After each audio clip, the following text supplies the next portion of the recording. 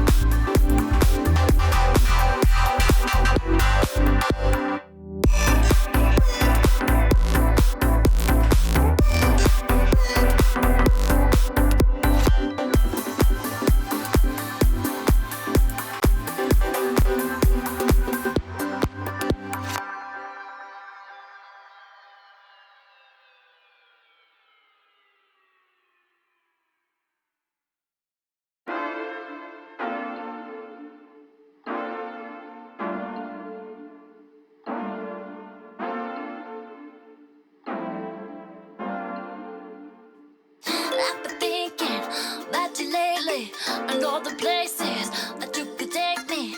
Why you so shy? You got me going wild, 'cause I've been saying that you got it, baby, give it to me. See my lightning, you gonna feel my thunder. Show me how you do it, come on baby, say it louder. Got you on my mind now, let me see your style. I'm on my way tonight, oh yeah, yeah. 'Cause I think about you, you, 'cause I think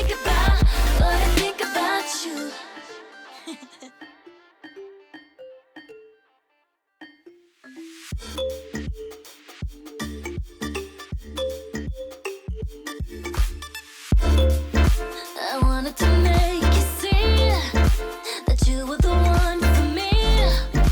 But there was enough, 'cause you're up and down and then everything's the same. Baby, how do I make you listen? Don't wanna be through, 'cause I wanna put you, baby, you and me tonight.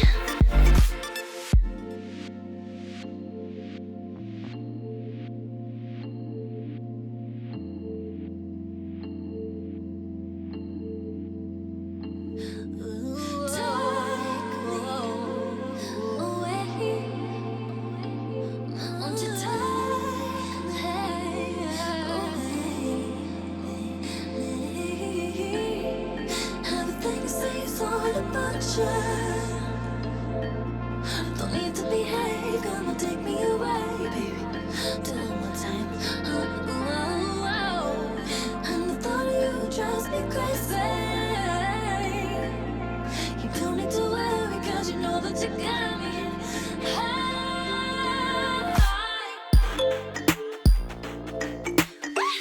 Cause I think about you.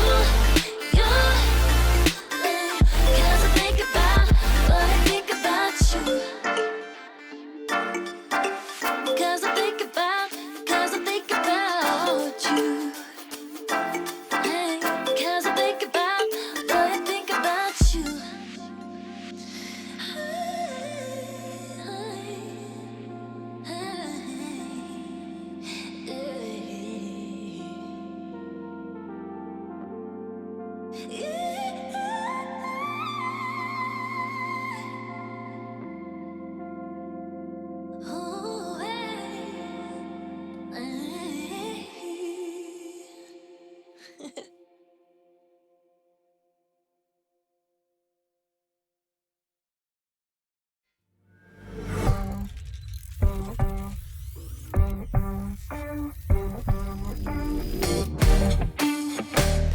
I feel you on the edge of my life.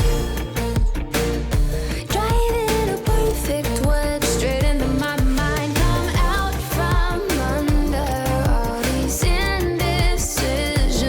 Oh, make room for somebody else. Circling the edge, way up high. Don't know if I'll ever have a useful alibi. Gone too far to stop. Yeah, I tried. Flying, crashing, looking for a perfect suicide. Circling the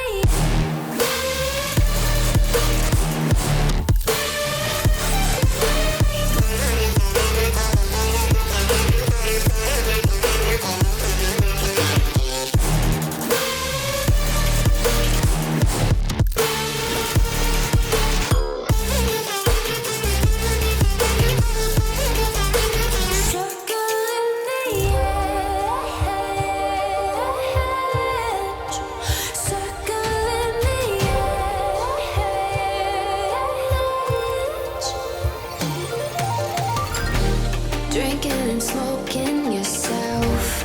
Don't even wanna try. Make room for somebody else. Oh, I just wanna hide out from under all these indecisions. Oh, make room for somebody else. Circling the edge, way up high. Don't know if I'll ever have a useful alibi. Gone too far to stop. Yeah, I tried. Flying, crashing, looking for a perfect suicide. Circling the edge.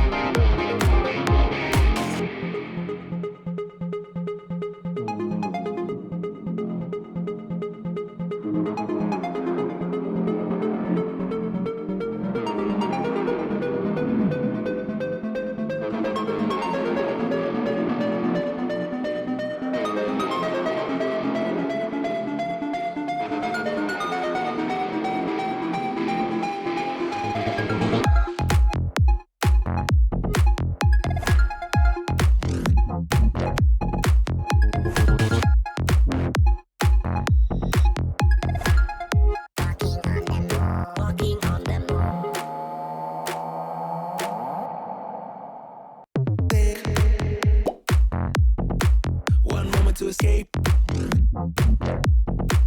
will change your mood. When you're walking on the moon, walking on the moon, chase your happy place. It will change your groove. When you're dancing on the moon, dancing on the moon. When we dance again, all our trouble seems to fade away.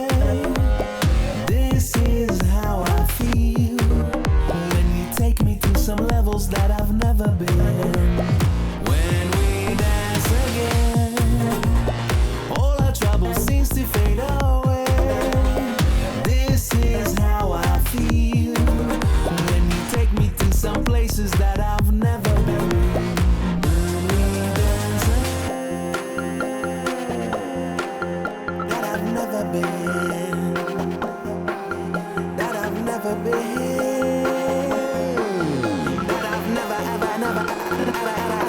Never been.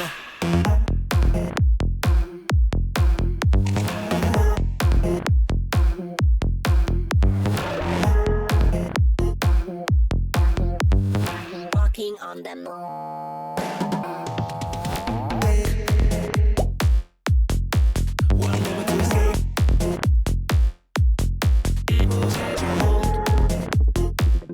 When you're walking on the moon. Walking on the moon. Chase your happy place. It will change your groove. When you're dancing on the moon, dancing on the moon. When we dance again, all our trouble seems to fade away. This is how I feel. When you take me to some levels that I've never been. When we dance again, all our trouble seems to fade away. This is how I feel. When you take me to some places that I've never been. When we dance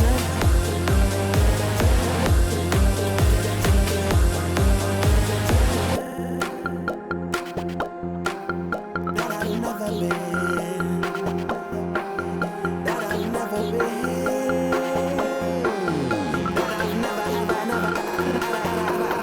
been.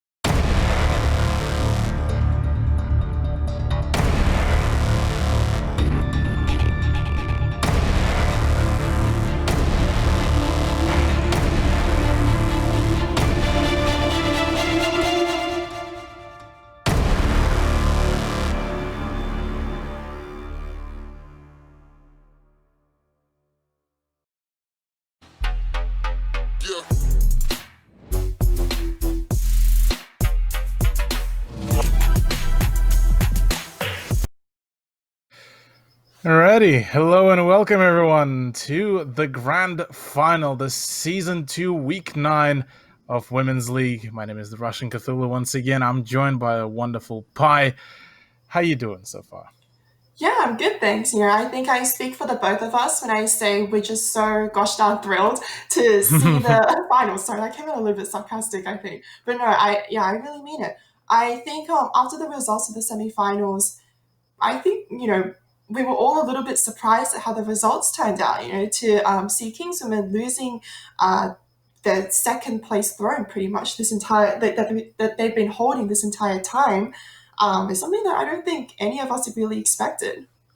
Yeah, this definitely was probably the last thing that I would have personally expected, really, especially from Kingswomen. But albeit, given that it seems that they're kind of maybe general momentum or maybe mental game kind of went on a little bit of a downslope after taking that loss from from Elevate rather, in that final game of the round robin. But yeah, definitely an unusual scoreline to say at the very least, but that does bring us to a very exciting grand final, which we are going to be talking about a little bit later. But before we dig into it, just a quick reminder to everyone, we do have a ZQ Racing Player Chosen Season 2 giveaway to the MVP player of this season. So one chosen player will be granted this wonderful V6 Racer gaming chair at the end of the stream. So we are going to be announcing that after the conclusion of the grand final. So stay tuned for that. But let's have a look at the full teams list. All of the teams that already have played it out. When some of them weren't able to make it to the playoffs, some of them did, and we'll be battling it out further in through today.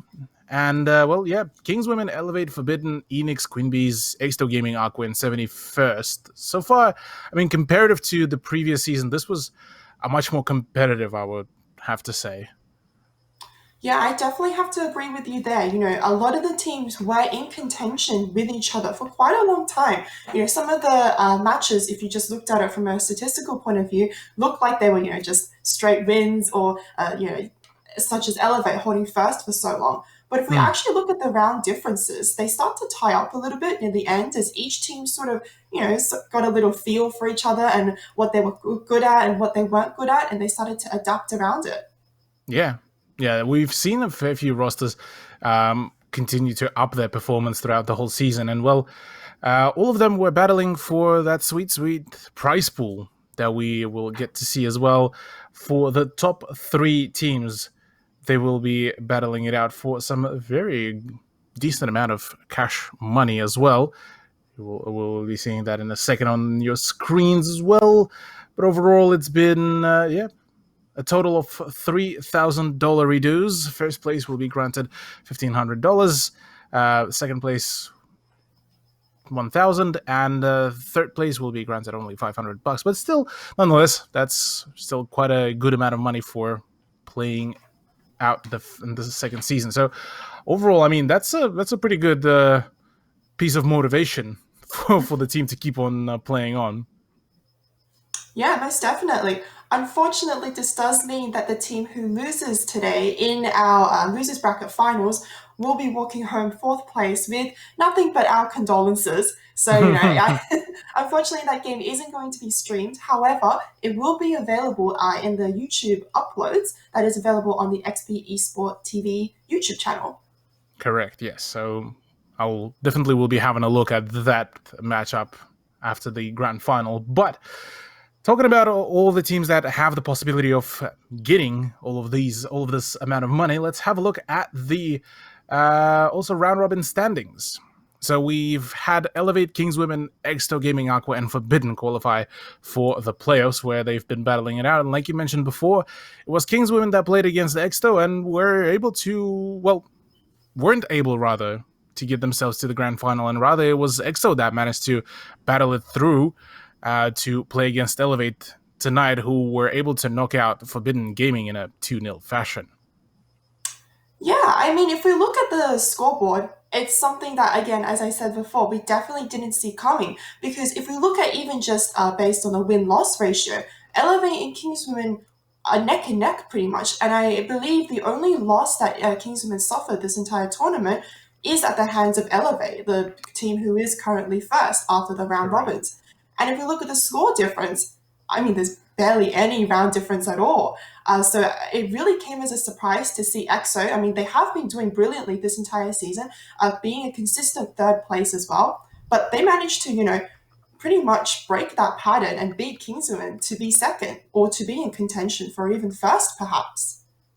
Correct. Yeah, they will get that chance to battle it out for that first place tonight. So let's also have a look at the finals bracket to see all of those teams run throughout the whole playoff. So Elevate were able to win themselves the 2-0 victory from against Forbidden. Kingswomen versus Exto did result, I believe it was a 2-1 scoreline. So main thing for tonight is, so far, up until today, not a single team were able to run away with even a single map win. So Elevate have flawless, full-blown match where they either drew or won the map. So Exto will be potentially granting themselves a potential, I suppose, a unique opportunity to grant Elevate that first L, at least on the map. But yeah, this is going to be a very close one. Let's have a look a little bit closer, though, at the grand final matchup that we are going to be seeing tonight, and we'll delve deeper into all the theory crafting for tonight. So with Elevate versus Exto Gaming, any kind of initial thoughts as to how so far both of those rosters kind of performed overall? Pi. I mean, I agree with you when you said if we look at Elevate's track record so far, they haven't lost a single map to any other team. But if we do look at how EXO has been performing, I mean, I could say the same thing, right? We didn't expect EXO to be able to overcome Kingswomen. So at this rate, if EXO is able to, still have a trump card up their sleeve to be practicing this entire week to whack around Elevate strats, because, as I'm sure they've each watched each other, their team VODs many, many times. I don't know. I think it might be possible to see EXO, if not winning this, but at least taking a map away from Elevate. Yeah, we'll have to see how things will really go. Because there are a few very interesting map picks as well, which we will mention later on. But let's have a look at the rosters first that we will be seeing playing it out. Pardon for the phone notification. It's Cortari, Lola, Aussie Princess, Sav, Serenity, and Crescent as a sub. Those players so far, I mean, probably for me, the main MVP out of that whole roster so far has been Sav. She's been absolutely just nuts on the ops that usually are not considered the fragging ops, but she was the one that was able to clutch it out on so many rounds against Forbidden last time we saw them play. Yeah, I was actually going to mention, Sav and Saren have both been able to perform expertly. And as we were saying, Sav, most of the time when that ban hasn't slipped through, has been on the Thatcher when she's pretty much popped off and managed to clutch those round-winning matches. So I think this is something definitely scary to behold, because a lot of the times, as a support player, you will be the last person alive. And to be able to have that clutching potential and to have the team sort of, in a way, almost fall back onto that is definitely a threat. Like, it's a threat that EXO definitely need to whack around. Definitely. Well, let's talk about Exto and the roster that will be needing to deal with that threat in just a few moments. It will be Repel, Omnom, Time for Pie, Boshe, Fish Noodle, and Oats as their sub. And that roster has been, you could say, evolving throughout the whole season. Honestly, they had a little bit of a rough few games here and there. I mean, looking at their general round robin track record, they had a few hiccups against teams like Kingswomen, like Elevate, but everything else has been pretty smooth for them from there on out. Yeah, I think that's the thing that makes me so optimistic about EXO is that, sure, they might not have started off as the strongest team or any team, that really would have caught our eye instantly, such as Elevate and Kingswomen, but they've improved so much over the course of the round robin. Their stats have consistently gotten better. They've pulled more wins under their belt, and they also have a lot of strong players on their team as well. Sure, they don't have a Sav and Saren combo on their team, but I looked at some of the games that they played from the semi-final, and all of them had very consistent KDs, and they all pretty much performed and pulled their own weight as well. Yeah, definitely. So I'm definitely curious how will all of these faces will essentially clash in this matchup. But let's have a look at the map bans that we are going to be playing and seeing, teams rather, play it out tonight. It will be Clubhouse, Cafe, and then Villa to be the third map, should we need the resolve between the two teams. Clubhouse to be the first. A few alarming signs, given that their most recent performance on Clubhouse against Elevate did result in a 7-3 scoreline. So maybe this will be Elevate's rather more so of a comfort ground. Although we've seen Elevate have a few hiccups, they're not a team that will just absolutely bulldozer everyone 7-0, 7-1. They definitely are able to drop a few rounds here and there, and it feels like maybe today could be the case as well. Yeah, both teams have definitely played their fair share of Clubhouse. I believe Elevate has a little bit more experience on Clubhouse than EXO. Yes, I could be wrong. I'm just pulling that out yeah, of my ass.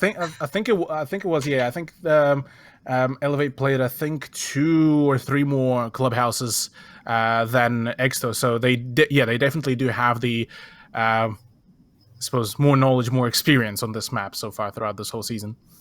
Yeah, but the downside with having more experience and more time played on the map is also there's more VOD material available for other teams to view that. Other teams in this case, namely being EXO. So yeah, I mean, there's only so many strats you can pull out for Clubhouse before they start repeating themselves, before the setups become almost a pattern. Before I don't really expect these teams to have more than maybe 2 styles in which they can set up a defense, because any more would be a lot to learn, a lot to practice, and it's something that even more accomplished teams struggle with learning as well. So to be able to play around those predetermined strategies is something that could really net EXO the advantage if that's what they choose to do.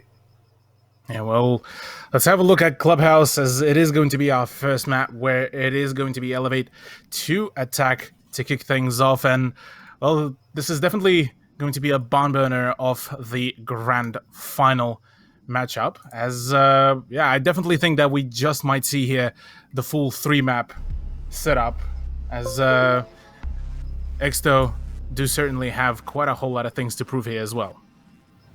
Yeah, I don't doubt they would be feeling a little bit of a high after the win in the semi-finals, but this is the time for them to really buckle down and really show us what they're made out of, because Elevate's definitely shown us what they're made out of. They're almost unstoppable at this point. They're a force to be reckoned with.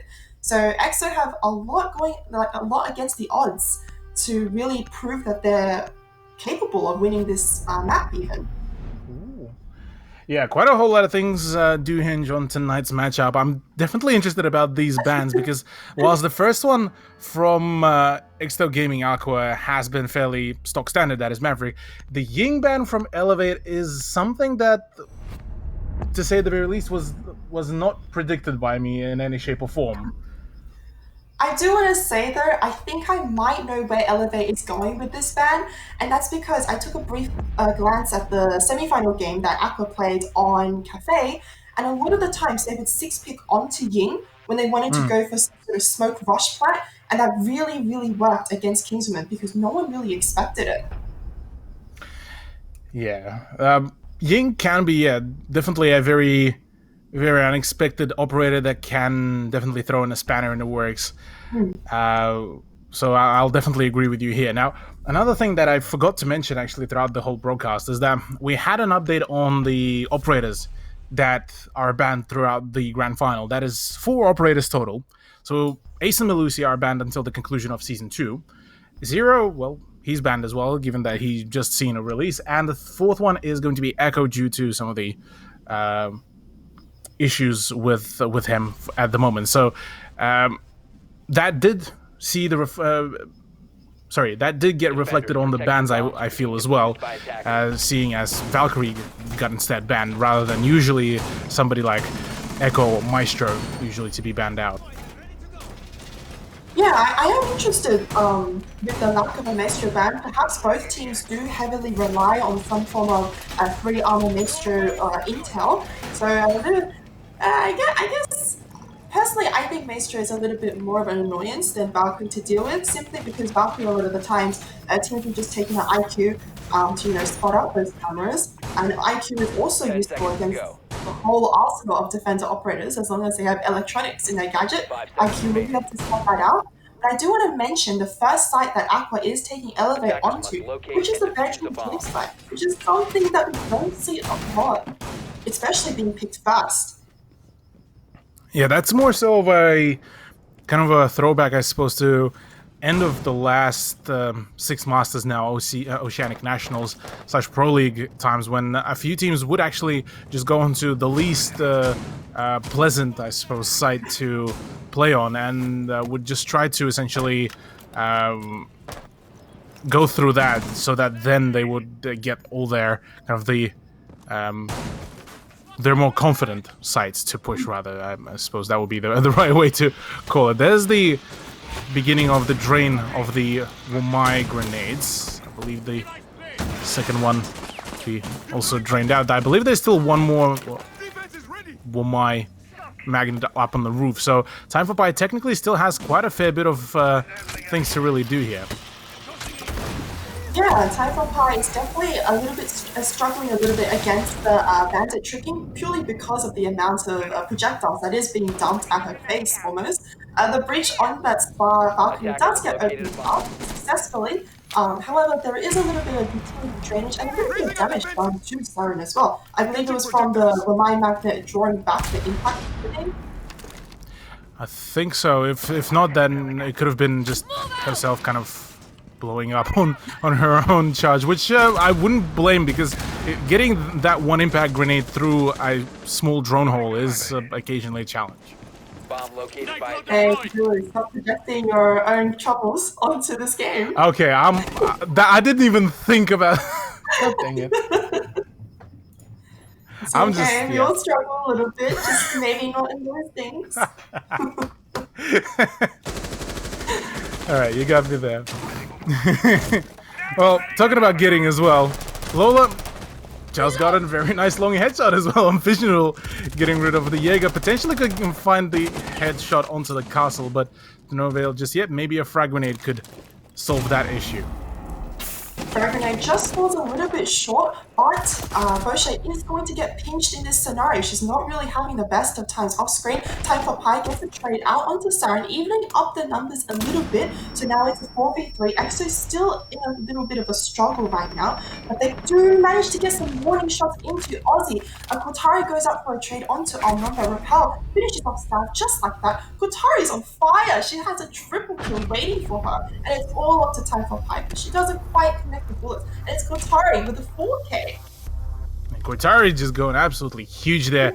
If not for the fact that I believe that was Lola on Iana. That could have been an ace as well, but alas, still a very formidable performance. 4K for herself to just make sure that Elevate will kick things off nice and confidently here on the push onto Gym. And it seems that the original plan that there was made by Exto didn't really work out, albeit that they are going to be retrying this one more time.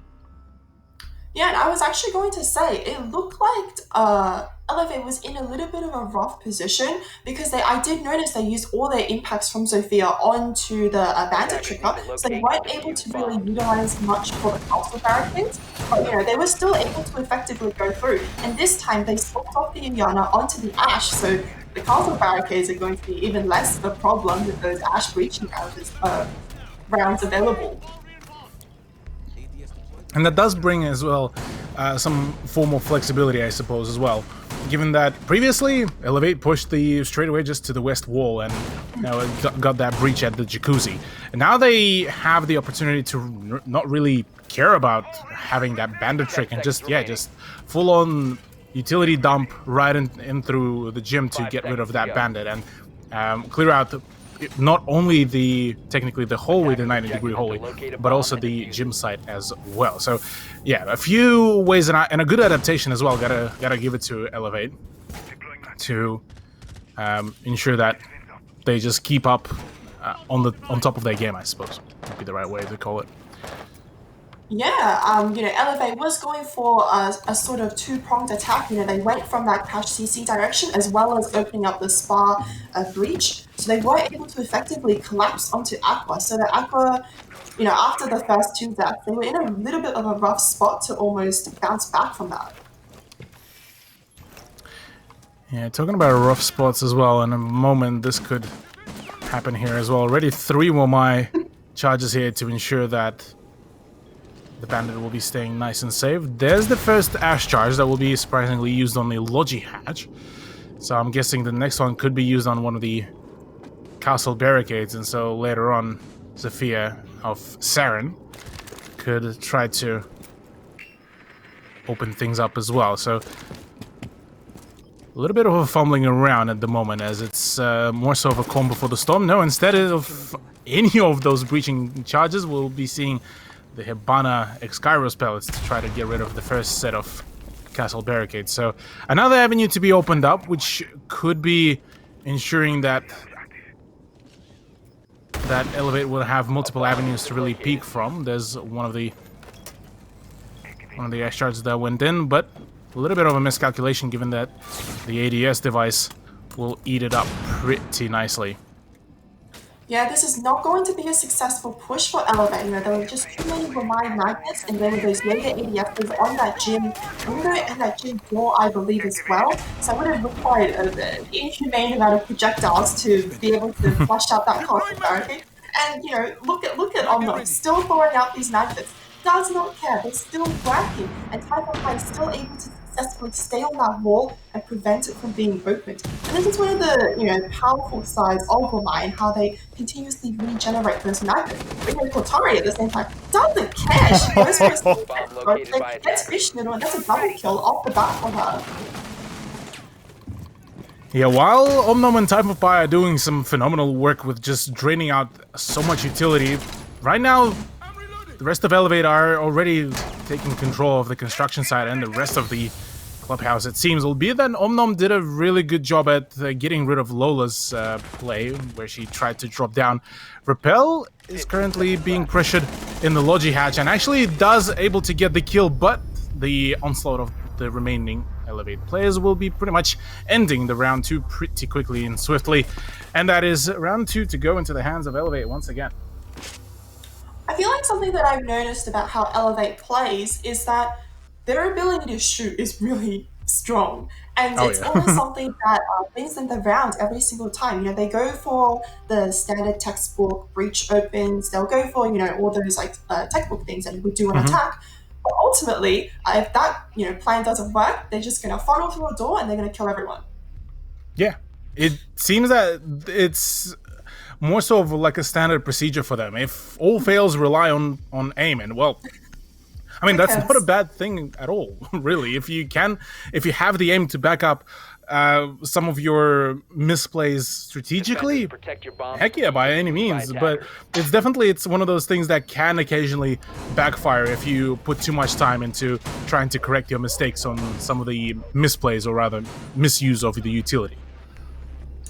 Yeah, and I think Fish Noodle going on to the visual in this case might prove a little bit more beneficial for Aqua, because the last 2 defender rounds on that gym and bedroom site, I did notice they were a little bit almost all anchoring on site, if not spread around a little bit in logistic, but pretty much all within 1 to 2 rooms of the objective. There was very little verticality play, there was very little maybe C4 play, so having a vigil to be able to use his gadget and almost appear invisible, whether it's through several floors or some unknown factor, might slow down Elevate's push, so that, as you were saying, it could drain the clock and make Elevate panic a little bit, so maybe their shots would go off.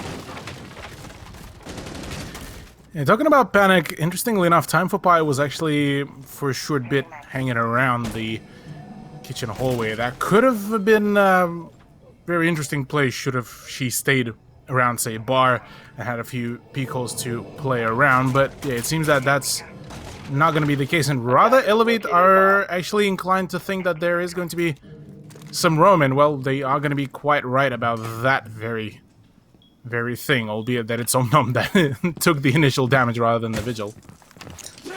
Yeah, having that IQ on Lola's side is definitely proving towards Elevate's advantage. For those who don't know, IQ's scanner can actually see when defenders pull out gadgets, which includes Pulse's heartbeat tracker.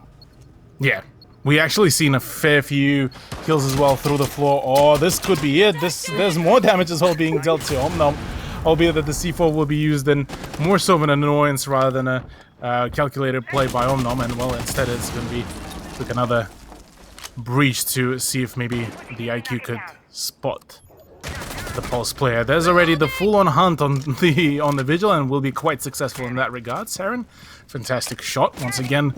Fish Noodle going down that early, albeit with half a round gone. That's not a bad thing, but probably would have wanted to catch maybe 1 or 2 kills before going down. But alas, it is what it is, and the remaining of the XPWL Gaming Aqua will have to now sit on the side and try to play as defensively as they can.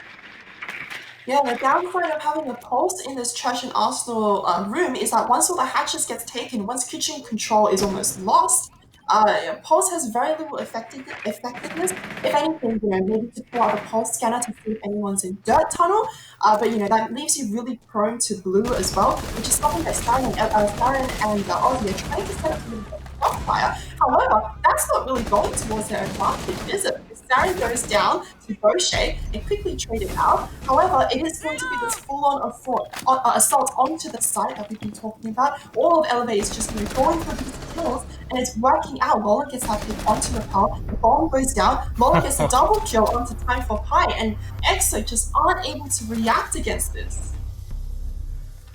No possible reply at all, it seems, from EXO, especially with the fact that how well they've played against Kingswomen here. They are looking a little bit out of their game, maybe.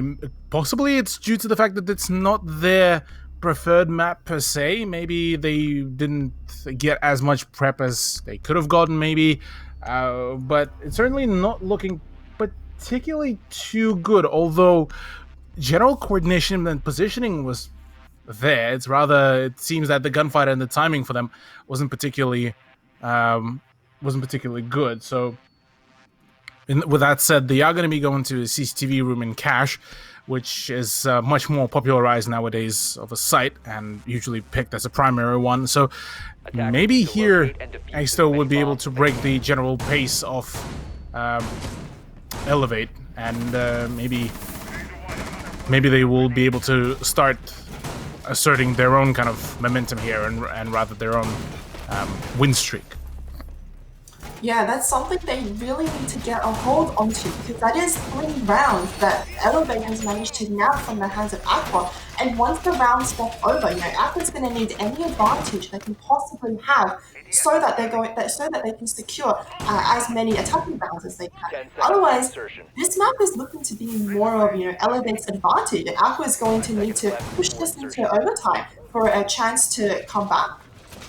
Attackers must locate and defuse. Yeah, another thing that is also worth mentioning is the fact that we've seen a fair few times when Clubhouse was actually much more attacker-sided rather than defense-sided, and we've seen a few times and a few teams that were able to actually perform so much better on the offense. So maybe that's what XPWL Gaming Aqua are relying on, possibly. Just see if they just can. Yeah, let's just kind of play it out. Let's get to the attacking side, and this is where we kind of assert the dominance, assert the their own momentum. Yeah, it's a little bit of an interesting hold that Aqua is also showing us. It's not really the standard hold that we've seen most teams do for CCTV and Cache. They've actually extended their hold out a little bit. The Bochet and Tekopai, I believe, are a little bit... Oh, Fish Noodle, sorry, are roaming. Fish Noodle does get down, but Bochet is quick on the refrag, and unless Kotari pushes up quickly, Rez might be able to happen. Kotari does get out the Rez, she's Lola was pushing it. Hopefully, Boshi knows that that was almost a fake attempt. Boshi does get dropped instead, but Noodle is up for the next two shots. Yeah, she will be promptly falling back from the toilets right back onto the landing of the central stairs and be seeing, well, we'll be trying to slow down the onslaught because Lola right now will be continuing to drone up ahead and see if she can maybe find their Jaeger. But it seems that right now their main kind of point of interest is rather to just make an advancement and take control of Ba, which is going to be thwarted slowly by Fish Noodle if they won't be too careful. But it seems that right now Elevator feeling pretty nice, pretty confident, does nearly get the double kill Cortari, but only finds herself a single one before getting traded out by Time for Pie. And with Fish Noodle and Time for Pie being a bit low in health, it's down to Repel to essentially stop the general onslaught of the attackers. Yeah, it definitely doesn't look good for Aqua based on the health percentage-wise. A first smoke canister does go out, however, it is going to be Saren getting that headshot onto Time for Pie. The plant does go down and Aussie does manage to stick it. The smoke canister just fall a little bit short. South gets that hit onto Repel and Lola gets that final kill onto Vishnu. And that's 4 rounds in a row for Elevate. This is the second time Lola as well is the person who's closing out the rounds, and it seems she's just getting really excited.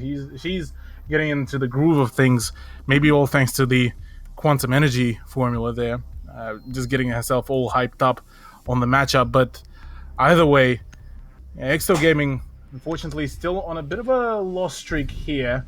We'll be retrying CCTV for the second to the last time before the side switch, and right now this is looking like maybe Elevate could make very quick work of the first map of Grand Finals. Yeah, things definitely aren't looking good for EXO. You know, they've tried their luck onto that gym and bedroom side. They've tried their luck onto the church and arsenal, and this is the second time that they're going for that cache CCTV, and it hasn't been working for any of these sites. They've been, you know, doing the same thing. Elevate's just been rushing in, managing to get those kills where they need to, and they're getting that ground advantage so fast that I don't believe Aqua is ready to retake any of that, or they're really expecting any of that.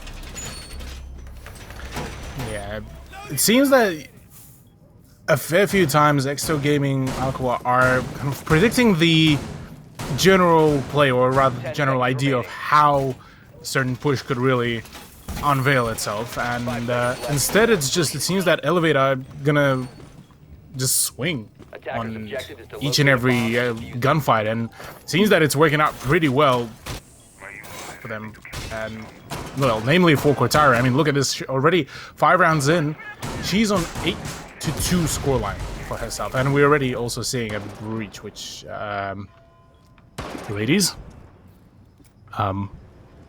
was that that wall is not reinforced. How did it get open so quickly? Was that a nitro cell from Time for Pie? No, that was an Ash charge from from Lola. Oh, wow, that traveled a long way away. Holy. Yeah. Oh. So that's another avenue, I suppose, for Lola to keep an eye out. I think, yeah, she's rocking the 1.5 times scope on that G36C. I'm pretty sure there's still an availability. English, please. It's definitely there for the 2 times scope, but it seems that there's not a whole lot of care. Fish Noodle is caught in a bit of a pickle now that she's being droned out, and it's a matter of pretty much time before she'll get taken out as well. Lola, fantastic play, and will be able to finish off Fish Noodle and as well subsequently get rid of the castle. And already again, Exto Gaming Aqua lost 2 players pretty much in the first minute. Yeah, something like this did happen the round before, but I believe they did manage to waste a little bit more time and ruin a little bit more of the drone economy. But this time it was almost a straight up instant pick onto Bochet, and Fish Noodle didn't even have much of a choice but to go for the aggress. Time for Pie does manage to successfully trick the first thermite charge. Will she be able to do it the same for the second? Attackers have located a bomb. Unfortunately, won't be happening. Lola on a quad kill right now. She wants to get that ace. She's hunting for that Maestro as well. There's all the information, and there it is. There's the flawless round and the ace for Lola. Finally, she does acquire that bread for this game, and what a way to finesse right now for Elevate. I have to say that the social media guys will be quite ecstatic about it as well.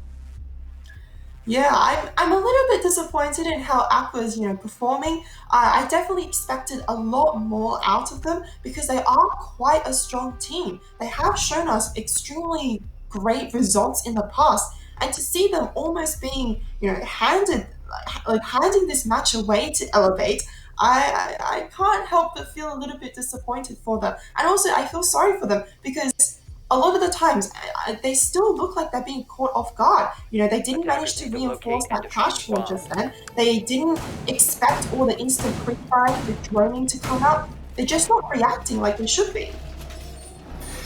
Yeah, this is certainly not the Exo Gaming Aqua that was able to shut down Kingswomen and force them out of their comfort zone. I'm quite curious what maps were played as well, because I would imagine that one of them wasn't.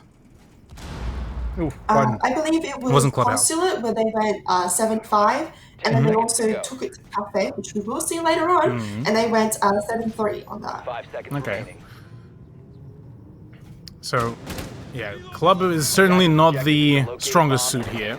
That's, I would imagine, already well established by Elevate against EXG right now. So Cafe is certainly going to be a much more interesting matchup, I suppose, given that this is going to be, I think this is Exo Gaming's pick here against Elevate, so could be a very potent play if they will be able to channel the same kind of energy as they did against Kingswomen here. Yeah, and on that hand, spectacular work done by Elevate. This is their map pick. They are really securing that advantage. They're not giving up any rounds that easily. They're not giving up any kills that easily in that sense. They, practice. They know what they're doing. Every single person seems to be attacking, without really any hesitation. So to see that come out of them really shows the practice they've put in, and really shows us how much practice EXO haven't been doing in Clubhouse.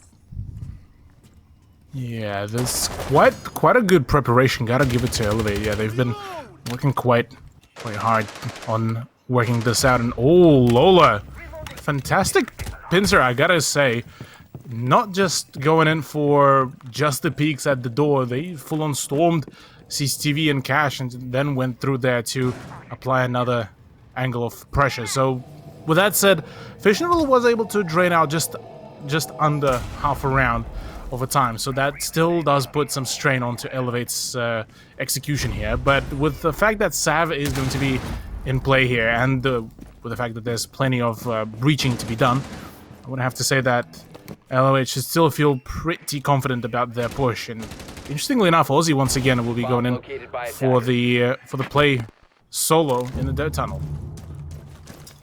I do want to mention a little bit about Elevate's drone economy. They don't have a lot of drones available for them, so mostly it will be actually Aussie who will be able to drone, but she is in dirt tunnel, which is a little bit separated off from the rest of the team. So hopefully she's got some backup drones stashed somewhere closer to her team. Elevate still have not made much move to go for the hatches. They do manage to take down I think the PGK charge. Saren gets that kill onto Time for Pie. Aussie killing off Roche from that dirt tunnel, that cross angle. And this is what we're seeing again. Elevate just going in for the kills and Aqua not being able to react to this. Saren gets a double kill secured in her pocket, and it's suddenly just changed so instantly. Elevate, take another flawless round. That's like what, already? third flawless round that Elevate already managed to pull off. I believe so. Yeah, that looks about right. But yeah, a bit of a rough game here for Exto. Definitely not the result that they probably were looking for at the beginning of the day so far. But hey, it is what it is. 6-0 is the scoreline. Match points only one round away for Elevate to conclude the map number 1, and still one last chance for Exo Gaming to stay in this matchup. Yeah, they're really going to need to, buckle up, at least treat this round as a warm-up for the next map. If they, it's going to be tough to claim back the victory after losing 6 rounds on defense like that. But I mean, it is still Attackers possible. need to locate It's not and defuse the entirely bomb. impossible. So I'm not saying anything yet, Yeah. but it is going to be a tough battle. Yeah, it's certainly going to be quite a tall order for XO Gaming to make a comeback. But yeah, it's definitely far from being impossible. And we've seen a few teams start ramping themselves up for a comeback. So wouldn't be surprised if all of a sudden XO Gaming will just make the big comeback here, especially on attack. Like I mentioned before, we've seen a few games where it was rather the attacking side that was the comfort zone of both of the teams. So maybe here this could be a similar kind of situation. I'm curious about that Capcan pick because it's usually not as much of a frequent one, but can most certainly bring in that element of surprise. And with the fact that Omnom also was able to drone out Lola's general position, this could be huge if that Capcan gets countered. It could also be huge for Lola if she manages to see Time for Pi, who I believe is still currently on her drone. However, the railings just fall short, and I don't think she's able to see her. I don't think she's seen her at all, which does give Time for Pi another safe avenue to really go in for the push. Instead, funnily enough, no attempts at pushing. Oh, does manage to spot the position of the Capcan, so right now it could be a very nice long gunfight. That is if Lola won't be too careful. Saren on off-screen does find the shot onto Repel. There's the push, there's the gunfight, and Time for Pi does manage to find that shot, so nicely done. Back to a 4 versus 4 here. And this frees up lounge space for Time for Pi to be able to open up that ground below Sav, and Sav takes some chunk damage, and I don't think she's able to continue bandit tricking. She does still have 4 charges still in her pocket, so it could be possible. Oh, Time for Pi falls down to the crossfire of Elevate from above and from red stairs, so you know those holes that she opened, they're a two-way hole. They could go either way. Yeah, most definitely, and at this point, Bochet, Fish Noodle, and Omnom will have to go for a few alternatives, namely trying to take control of the garage, and this is certainly looking like maybe the next place for a push. Cortari is still on full health and looking pretty confident about her positioning and about her push. There's still another ADS that she could fall back on. Does see the push of the Thatcher and dispatches him out pretty quickly. Fish Noodle gone. Could be Bochet as well. Bochet as well, and now all down to Omnom, the final person to try to clutch it out. Still has 56 seconds to go, but not a whole lot of ammunition, not a whole lot of time, but 1v3 situation is certainly still clutchable. She is still on full health, as she doesn't have any gadgets left in her pocket, and all of Elevate do know her current position. The smoke canister does go out. Does she spot Sav behind the railings? She does get that headshot onto her. Needs to take down. Needs to take down Sav. I was just gonna say, but Saren actually manages to get that kill onto Omnom, ties out the round and ties out the map, making it a clean 7-0 for Elevate. Clean 7-0 indeed, a good half to come out from Elevate, as they do take indeed a very dominant performance with 3 players actually sitting on double digits for themselves. With Sav this time sitting just kind of chilling out. She used up all of her big brain skill, I suppose, for the clutches last time, and just being allowed to have a break. Whereas, yeah, for XO, this definitely has been a bit of a unfortunate outcome, given all of the things. But yeah, this has been an unusually quick, I'd have to say, map. Yeah, I definitely didn't expect EXO going into Clubhouse. You know, I knew that wasn't their pick. It wasn't probably something that they were comfortable with. But despite that, I still thought, you know, the rounds would be maybe a little bit closer. Maybe they would have taken some rounds under the belt instead of it being a flawless 7-0 as it was. However, you know, there still is a second map. There still is Cafe, still up for redemption. And it is a map that EXO did perform really strongly on. So, you know, only time can tell. Yeah, we'll have to see how things will really go there, because Cafe should definitely be a bit of a closer map, if not the map for XTO Gaming to take. But yeah, we'll have to see how things will really work out there, and whether EXG Aqua would be able to get themselves back their momentum, their confidence in their gunfights, and we'll be seeing that happen in just a short few minutes after a few ad breaks and whilst we're setting things up on map number 2.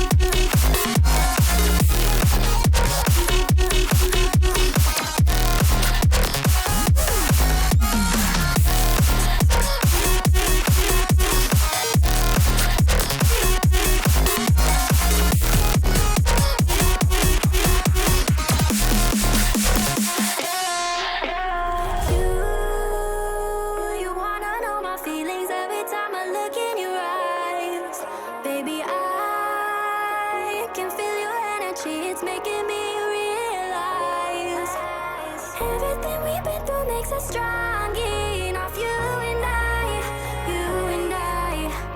Everything we've been through makes us strong enough. You and I, you and I.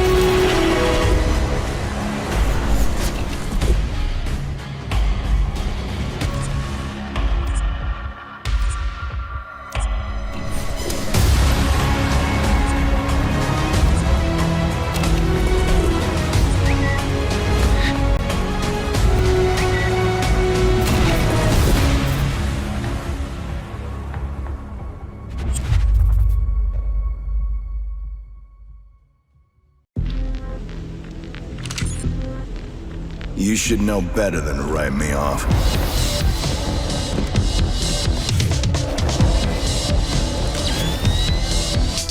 Consider this a teaching moment.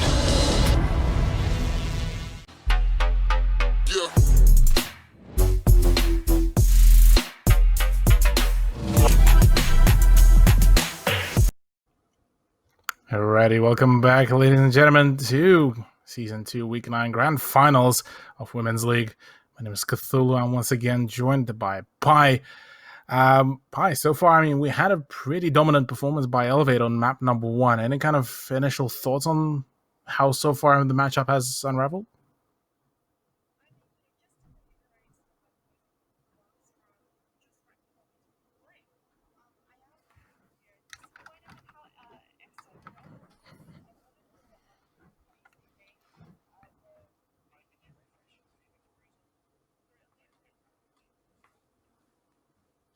Right, we're just fixing a few issues there, but yeah, let's have a look at the scoreline that we've seen so far. So Clubhouse did result in a 7-0 scoreline, like you said. Yeah, you were a little bit disappointed with Exto's performance there, but maybe we are going to be seeing something different from them on Cafe, given that it was one of the maps that they've beaten Kingswomen on.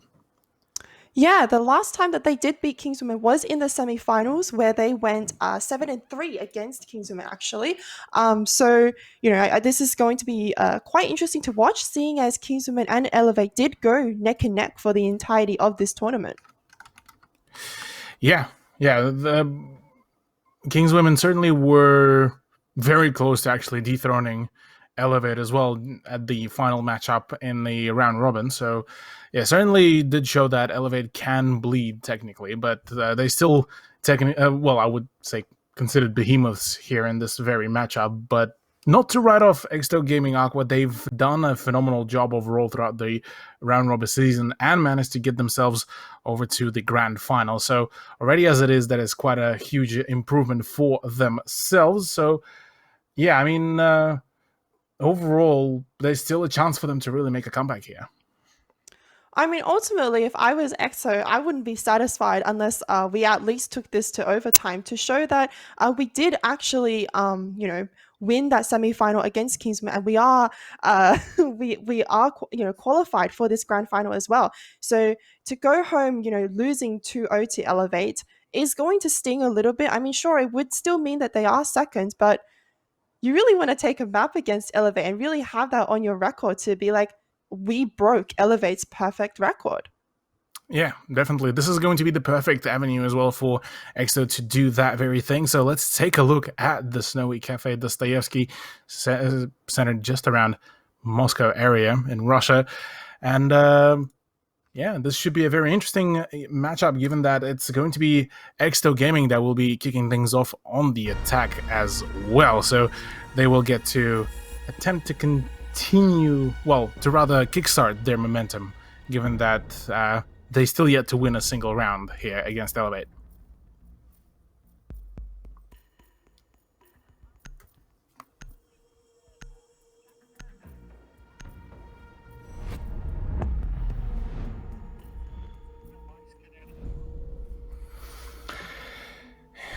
Yeah, curious here whether it'll work out.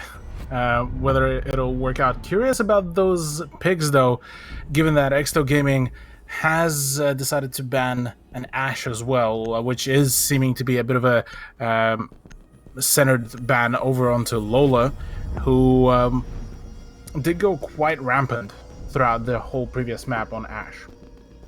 I am quite curious about this Ashe ban. If I recall correctly, they actually banned out the Ashe against Kingswoman as well. Admittedly, against Kingswoman, it was targeted as well. It was against Burner Bear.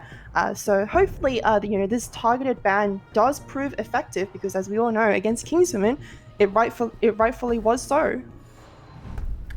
Yeah, Kingswoman certainly did have a few players who could flex that Ashe. Yeah, like you mentioned, Burner Bear is probably the prime example of that. But let's have a look. How will they be able to perform the Elevator roster, rather, without the Ashe pick, once they will go on to attack? For now, it's their defense on Bar and Cocktail Lounge to kick things off, which, I I would imagine will be one of their rather stronger suits to try to kick things off. So curious how will it really play out, with the fact also that there's not going to be any breach denial. Yeah, admittedly, Bar and Cocktail is a site that doesn't need a lot of breach denial. Sure, it's very handy to have those electrified walls when you're holding Attackers need to freezer locate and or when you're defuse holding as many bathroom bombs per as they se can. with your shotgun on Siren. However, it's not entirely necessary, and I think sticks picking onto the Valkyrie from Lola was actually a lot more suited towards Elevate style, because Elevate has shown us that they do prefer to go more on the aggressive, and you do need intel to act on the aggressive. So having a Valkyrie, especially with no IQ, out from Aqua's side is definitely going to be a strength.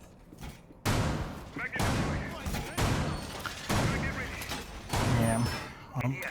Valkyrie play can be a very dangerous thing, so curious how will Lola play her cards here. A vertical play was definitely missing in Clubhouse, so maybe here will be the redemption of that from either one of the teams. Interestingly enough, Lola still goes for the throw out of the camera, even though technically it could have nearly cost her her life, but just goes in for a very, very confident throw, and well, that does grant her some more information. Time for Pi is actually still hunting that camera, and rather will be just trying to maybe see if she can just get some early information for at least her teammates before trying to move in on through the white stairs. Yep, I believe she's just setting up some precautionary flank drones just in case, she does get picked up early, or members of her team does get picked up early, so that they are able to, watch something to make sure that the still alive players of EXO won't fall down to any roam potential, especially seeing as Lola is on Valkyrie, does have a C4, could be ready to, potentially blow up a member of Aqua. Yeah, actually, let's take a look at Lola's positions. She's playing actually around the bar area to see if she can maybe go for a few upset plays here. The main contender here is Cortari, who just was able to outgun Fish Noodles F2 on Twitch, and well, that's it for the French operator, unfortunately. Alas, we'll be seeing some more attempts at flushing out the Wamayan. Oh, that's a dish that's rather will be positioned at a different place, and well, finally the shield actually will keep on rolling, because right now there's a huge, copious amount of utility being dumpstered around. Lola does manage to find a shot herself onto Time for Pi, and that is one of the big fraggers as well. Omnom, Boshe, and Repel are the last three ladies that are remaining. Try to really get it back to Elevate. Yeah, before Time for Pi did get knocked down by Lola, she was able to open up the deployable shield on that pixel angle, so that is, fortunately at least, one less place that Elevate can play. However, now it's the real struggle, you either have to take your pick, you push up white, you push up red, you push piano, but then you're going to need to open up that breach into freezer, in which potentially there's a whole slaughter of Elevate waiting to peek you, to aggressively flank you, to throw out smoke canisters. So there's a lot riding against Aqua at this moment. However, if Aqua can land their shots and even out this number advantage, it could prove to be a lot more beneficial. Yeah, well, the push needs to happen very quickly right now, because only 12 seconds remaining. The push by Repel will be coming out. There is a gunfight that is successful on full of Repel onto Lola, but with little amount of time, Boshe and Repel need to go in for the swing and the push. Ozzy goes in for the swing, Cortari gets the kill, and there's the knife kill to end round number one. Elevate continue their now 8-round streak to potentially stomp their opposition. Yeah, I think EXO actually took the right course of events that time. They got into the building extremely fast. They were able to open up that red wall just as fast. But after that, they really stalled, especially with Fish Noodle dying to I believe it was Cortari on the Wamai in that case, on Pixel. So that really put a stop into their plans. I'm a little bit confused as to why Fish Noodle was the first death to fall. Time for Pie Die, I can understand that. She was standing in the middle of piano. I believe she was on the stage. She got crossfired by the Valkyrie, but she managed to open up the deployable shield, which ultimately means, I guess, her job is done. But in that case, it should only have been one death. Fish Noodle shouldn't have been dead. So having those two early picks going to Elevate side was definitely an advantage that they took. Attackers have located a bomb. Advantage is certainly there. Seems that Elevate are being able to just completely drain out and force almost Exto Gaming to just take all the approaches and direct all of their push rather onto a single position, which did allow Elevate to kind of shape their defense around that one single position and just drain out quite a fair bit of time. Once again, we do see the choice of a Capcan by Elevate, by Lola, as that is her second peak, I believe, on in this matchup, and well, certainly setting up the Capcan traps up on the third and second floor should definitely make things a whole lot tougher for anyone that will be trying to go for a top-down clear, and it certainly looks like Still Gaming are gonna do that very thing, where Kotari and Lola will be the first two players to try to counter the general push. Yeah, something that Aqua definitely need to do is clear out these roamers before they're able to go for any form of attack onto the kitchen and bakery site. A long-handed impact grenade does come flying out of Lola, getting that rotation patch open. And here it is. Aqua's going for, once again, a very fast engage onto the building. They're going for those clears. There's drones ahead of them. They do get those Ping 2.0s out onto members of Elevate, so they are aware of where they are. It's just a matter of landing the shots at this point. Yeah, right now Kotari's position is about to get pressured really quickly. Repel is also getting pretty close as well. Just one single soft wall behind, and she could have gotten the kill. There's a pre-fire through the wall that does claim the shot onto Lola. I believe Kotari did manage to fall back. Yes, she did fall back to the reading room, so she will have a little bit more ground to really play around. And now the next contender is going to be Repel. That should be able to get the upper hand, at least vertically, on the Mozzie player, but that's still yet to be confirmed. At the very least, it's still a 4 versus 4, so an even ground for both teams to play it out. Silent Ping does come out on Kotari, however, Repel doesn't go for a vertical choice, as Sledge is so powerful, and she decides to go for a straight-on gunfight with Kotari. Kotari with that P90 with the 1.5x scope is currently quite a strong gun. It's not something you want to be facing up against. Not at all. There's the pincer coming out. Omnom needs to push in here with Time for Pi if they do want to claim that shot. Oh, so close right now to Time for Pi. Kotari looking like she just might get pressured pretty quickly. There's the stun grenades coming out as well, and there's Omnom that will be potentially claiming, yeah, only able to trade out, unfortunately, for Time for Pi. And well, in a 2v3 with 34 seconds to go, well, things could really now get a little bit too heated almost, as Omnom and Boshi are the last two players standing. Yeah, ultimately Aqua did manage to clear out those roamers, but it was at such a heavy cost. They have no real available drones left. Omnom's 2 drones are out, I assume, on flank watches, so they don't get surprised behind them. But at this point, they're just pushing into sight blind. Boshe gets that first kill onto Stab. Do they get the second? No, it's all up to Boshe at this point. It's all up to Omnom at this point. Omnom gets a double kill. Can she get the triple? But no, she runs out of time. She doesn't quite know where the last member of Elevate is. But that was the closest round we have seen coming out from EXO in a while. So perhaps this could be the start of something new. Yeah, slowly but surely, Elevate seeming to be losing the grasp over the overall pace of the game, although that is still a very bold statement given that they are on a 9-streak win right now throughout the whole grand final. But nonetheless, yeah, that's one of the closer rounds overall. Gotta give it to Exto, but getting the rounds close but not winning them is still not enough for them to keep on scoring the points. So they still yet to acquire a dub here, but like you said, progress has been made here, quite a substantial one, and maybe this very round could be the solution and finally the opening round victory here for XL Gaming Aqua. I think one of the biggest mistakes that Aqua made in that case was Repel going for such an aggressive push onto Cortari. I don't think she was actually expecting, Cortari to retaliate like that, because I believe Cortari managed to pick off the Sledge and the Sophia in that case before she was taken down by Omnom on the Nomad. Yes, I believe I'm correct. So that was such a heavy price to pay for clearing out one Roma, not to mention the amount of time and drones that they spent into that. And it could have all been avoided if Repel had actually opened up the vertical with Sledge and played it a little bit more patient.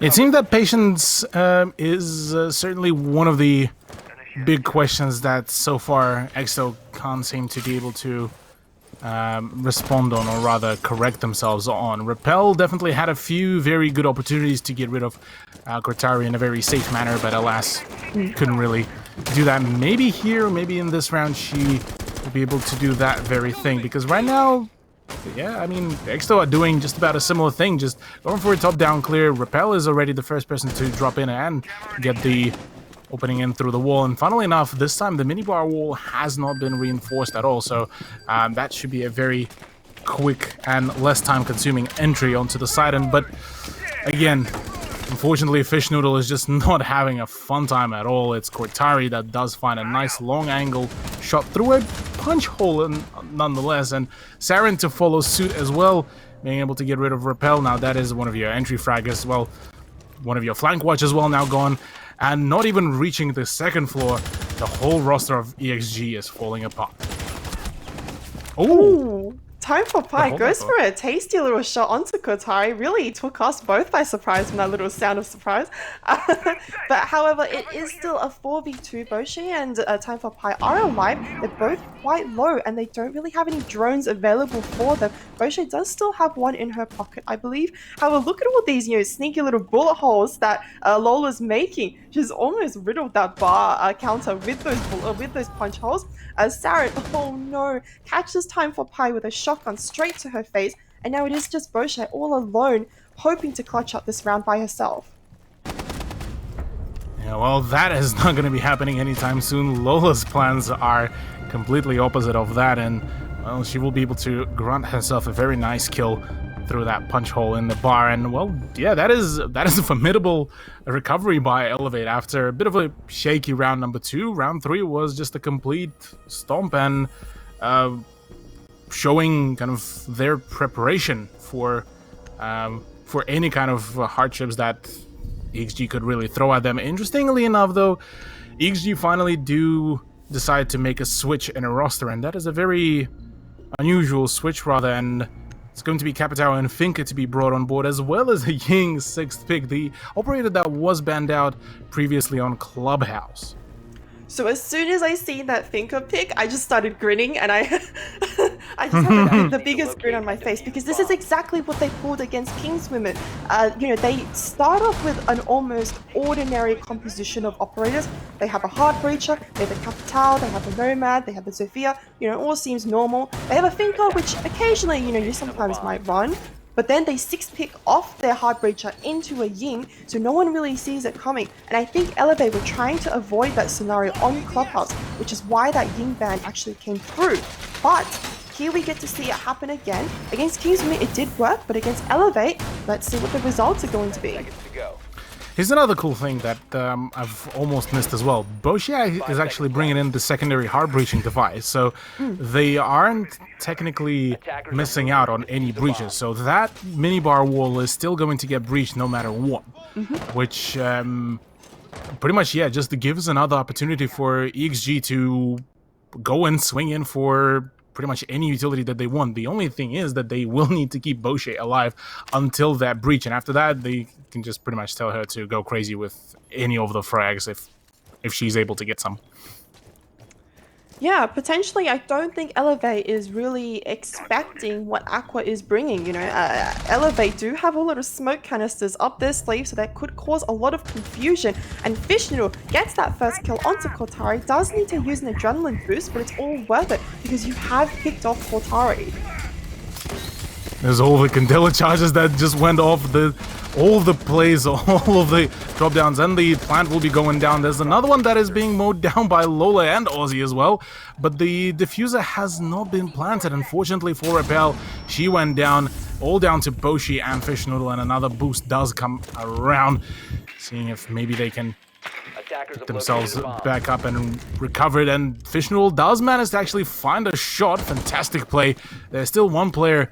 That is, I believe, Lola playing from down below, and Aussie is still right around the site and the cocktail lounge, so could certainly make the big play here because Fish Noodle will be downed.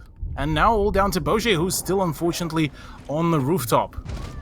Yeah, this puts Boche in such a tricky position to drop from the hatch like that. She needs to just act on the information that her team has given her right before they died, but she doesn't quite get that, and she doesn't quite know that Lola is in piano waiting for her. And Lola, it is going to be Lola once again, being that final kill of the round, finishing it up for Elevate.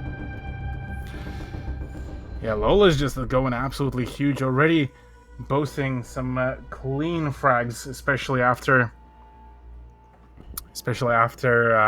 the ace that she pulled off on Clubhouse. Certainly looking pretty nice. Yeah, definitely. If I was in Lola's shoes at this point, I would be almost on a high. Not only are you performing so great in the grand finals of a tournament, but you also just got an ace.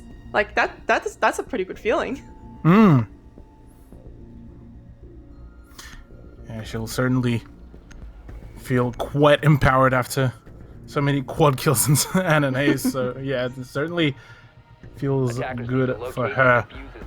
Fourth round on a bar defense did not seem to have gone the right direction there for EXG, albeit that they had a pretty good idea overall, but maybe a choice to bring in the Monty to maybe stop some early deaths could potentially bring in the success for EXG. But right now, kitchen defense, last time it was actually one of the closer rounds that EXG could have gotten. Yeah, the only downside was that Aqua was a little bit slow in clearing out the roam. They were ultimately successful in that, and they almost pulled an Elevate where they just, stormed straight onto site and tried to get as many kills as they could, and it almost worked in their favor, if not for a timer on the round ticking down. So maybe this time, with the help of a Monty, they're going to be, getting a little bit more intel in their pockets. Don't really need to rely on as many drones when you have a thick shield in your face, so...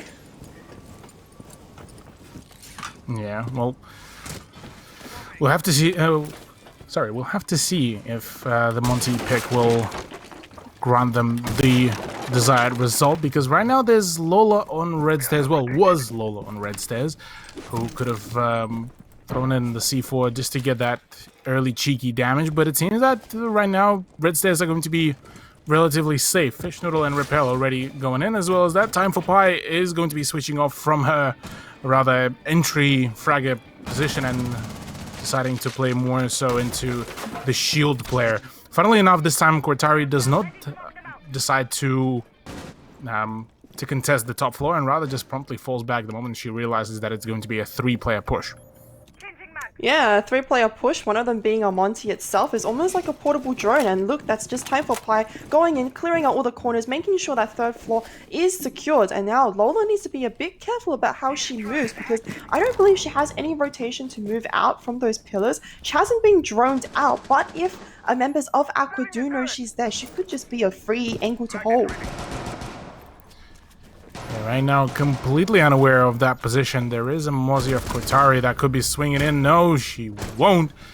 Repel does a phenomenal job at getting that frag. Lola is ready to pounce on her prey because Repel right now is completely unaware of her position. Well, there's potentially a peek at... Oh, there's an angle and a potential opportunity missed out. But interestingly enough, Lola, fantastic trigger discipline here, will be able to get the frag. right while the rest of the roster will be able to just walk right past her. And this is not what you want to be seeing coming out of Aqua. You know, they definitely need to drone better. There was just drones flying in, but none of them managed to catch up where Lola was playing. And they also have a Montaigne who's able to visually see all angles. So to be missing that small section of dronage really paid their price, because that was Omnom falling down. At the very least, Cortari was traded out amidst all of that chaos, so we're back to a 4 versus 4. And with Repel still alive, she can still rain some fire from down below. See if maybe she can find a frag from up above, but it seems that Lola, still being around the second floor, is able to wreak some more havoc. There's some damage being dished out here between the two teams, but Boshe and Time for Pi are the last player standing. 2 kills for Boshe, actually. Nearly goes in for the plan, needs to stick it, and actually Time for Pi should be able to shut things down, but no, Lola one-taps Boshe, and that is another round to go into the hands of Elevate by draining out the time. You know what I think would be cool? If Montaigne just came with a full shield and his gadget was to make a 360-degree shield around him. That would be an interesting concept. How obnoxious would that be? That's obnoxious is probably almost an understatement at this point, really, given that how, well, you can't really take him out per se unless you're going for a vertical play, but yeah. Okay, but what if he didn't spawn in with any guns? And he just had a shield? But a 360-degree shield? 360, so you could just rotate on the spot? Yeah, that's an interesting concept, to say at the very least. Actually, I saw, I think it was either Reddit or somebody on Twitter actually suggested for Monty to be able to, like, put down his fully extended shield similar to how, like, the Defender's ballistic shield does. And so that way, say, like, post-plan situation, you put down the fully extended shield, and then you kind of play behind it kind of thing, but that also sounds a little bit almost broken. Well, not broken, underdeveloped. Yeah, that is a very interesting to consider. Yeah, I quite like the fact of the attacker bringing in some form of almost defender denial. That does sound really cool. But yeah, it does sound a little bit unfleshed. Probably need some tinkering around. But yeah, no, I like that idea. Oh, talking about ideas, Lola did decide to now switch off from Valkyrie and rather bring in the castle once again. There's still going to be some plentiful amount of utility being thrown around the top floor, as well as that Tyree is back at it again with the Mozzie plays, and this time won't be really able to get any kind of frags, at least just yet, but we'll get droned out, so we'll be promptly falling back from the piano and rather to more so of the safety of her own teammates. Yeah, I just want to mention, you know, this spot that they're playing on Cocktail Balcony and as well as Bar is actually a really, really strong place to play, especially once you have those castle barricades to block off the windows in that Cocktail Bar so that you are, you know, almost safe from behind you. In this case, the biggest advantage that Aqua can really be taking. Oh, that peek's not going to work twice in the same match. Fishnoodle learns from her mistakes, gets that headshot onto Lola through the cracks in the bar, and it will be time for Pi getting that second pick onto Cortari. You know, I was going to say, you really want to open up that freezer where Boshe is right now, but members of Aqua just went in for the kills and just really proved me wrong. Yeah, finally we are seeing some bite back from EXG. Finally there's some fire to be seen in their plays. Fishnoodle definitely managing to shut down the castle, and Time for Pi going on a triple kill, actually, nearly a quad sweep here against Elevate. Finally, we are seeing the return on the investment per se. Finally, this looks like the round that X2 Gaming Aqua will be able to take here. Meanwhile, Repel is just going absolutely to town with that sledgehammer. And finally, she gets pretty much a carte blanche to get some frags, but won't be for long as Omnom is the one to shut down Sav. And finally, we do see the round from X2 Gaming Aqua. Yeah, about time. You know, this is what Aqua is good at. You know, they're good at these aggressive pushes. They have capable gunners and they have great strategies behind them. So to not be able to see any of that come out in the past few rounds, and especially on Clubhouse, was just such a disappointment. But that one round just then, you know, their take was almost like it was so smooth, and all the pre-fires, all the lessons they learned from the past rounds of dying to those angles, it really paid off because now they're pre-firing at those angles where Lola's, you know, making those bullet holes. You know, they're going for all those kills. And indeed, it was them who managed to get all the operators killed that actually managed to win the round. Attackers big need to props locate and defuse as many bombs as The they time for can. Pi as well, getting herself a nice triple as well to just shut things down for Elevate and just not to give them any kind of ability to really make any rotations, any big plays. It's just straight away shut down, completely deny. And another props to Fish Noodle as well to be able to take out that castle. But this is not all yet. Attackers have discovered the A location little bit of maybe a too bomb. early for Exto Gaming to celebrate, but at the very least, it's a solid beginning for them to maybe start ramping up their morale here. Roshi is having a little bit of an issue here setting up that pixel angle, but finally does result in Attackers are moving to defuse a bomb. finding that the right golden spot. And, well, we are going to be seeing the beginning of the attack phase for round number 7. It's going to be the bar defense. Interestingly enough, I just only now kind of realized that Fish Noodle actually bringing in the Rook rather than, say, a Dog, or rather, for that matter, any other operator. Any kind of thoughts on that? This is something that I actually wanted to say for the interview against Aqua, because I have noticed that Fish Noodle is a huge GIGN fan. If you look at her attack operators, she mostly plays Twitch. If you look at her defense operators, she mostly plays Rook. And I cannot for the life of me figure out why. Because as much of a benefit as Rook does bring to the team with those armor plates and those, I believe, impact grenades that he still has. Correct. Not quite. Yeah. I do think Doc is overall a better operator. You know, that healing that he can provide is so beneficial. How, you know, healing doesn't matter if you're going to get taken down like that, and Time for Pi just falls down to Lola and the drones who spotted her out. Yeah, that was a really good drone play as well by Elevate, being able to shut things down pretty quickly for Time for Pi. Boshe is playing a little bit of a dangerous game now, trying to still continue the pixel angle whilst being pressured with the 2 frag grenades and a multitude of the flashbangs. So here, I mean, well, props to her. She still was able to keep her life running, and well, now just gets all of her anger out on the toilet seat. Yeah, making sure that toilet seat is nice and cracked and broken. You know, just show it what you're made out of.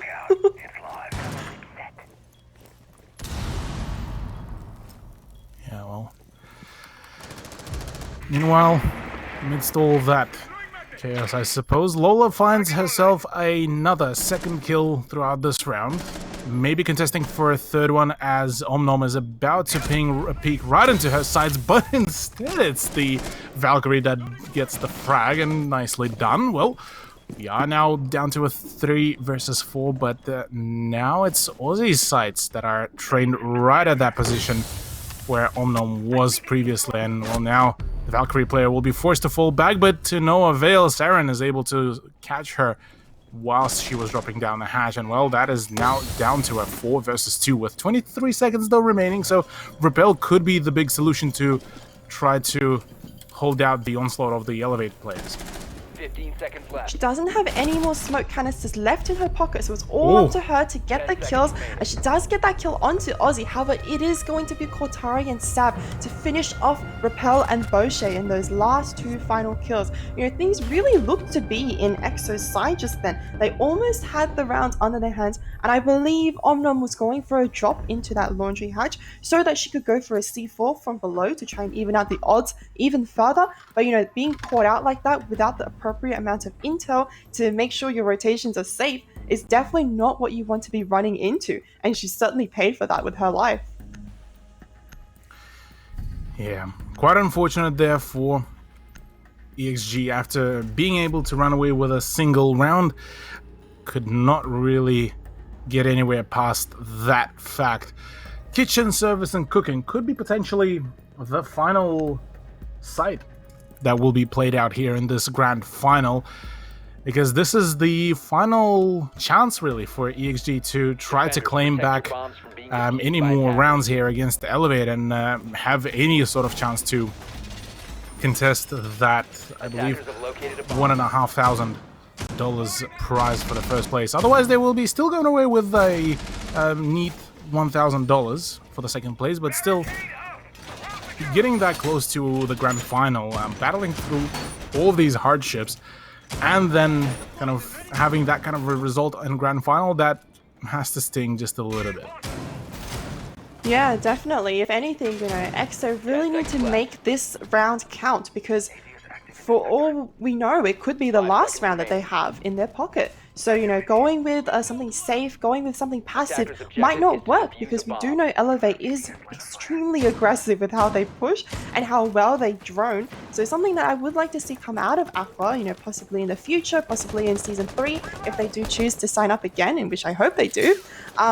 I would like to see more of a coordinated roam, because as great as their ability is to, anchor on site and to get those, trades out, to be able to roam in duos is something that we haven't seen a lot of teams utilize properly, because, having that additional pressure from two roamers to be able to, watch each other's back, to be able to respond in times of need, especially against the onslaught of drones that we can see flying through the building right now, is something that, if Aqua took advantage of, could change how things go. Yeah, that technique is certainly something that EXGI is still yet to master, it seems, albeit for Elevate they are seeming to be one step ahead, or rather maybe just being on top of their game. Maybe it's partially a mix of a bit of everything. Maybe it's EXO not having a good time. Maybe it's just Elevate being just kind of on top of their just overall game. Interestingly enough, Lola, that sounds like that's a throwback of a grenade trick, if I ever seen one, because that actually one of the tricks that Todd from back when I believe Atletico was actually a thing back on Chalet did with the bug grenades. So he threw in a frag grenade on the floor and then bucked open the floor, so it just drops down the moment the fuse kind of runs out. So that could have been actually a pretty big brain move there, but unfortunately for Lola that didn't really happen. Meanwhile, there's quite a plentiful amount of gunfights actually happening from the vertical, and it's Cortari that is coming out victorious out of all of that. Yeah, and this is something that Cortari has shown us over and over again. She is quite capable, especially on that Habana gun. She's definitely a force to be reckoned with. And can she get that double kill down? There is another member of Aqua waiting to get those bullets into her head. Cortari takes a little bit of warning damage. Vishnu takes approximately the same amount of damage, and both back away a little bit to try and, regroup, reset their sights, and possibly get some more intel.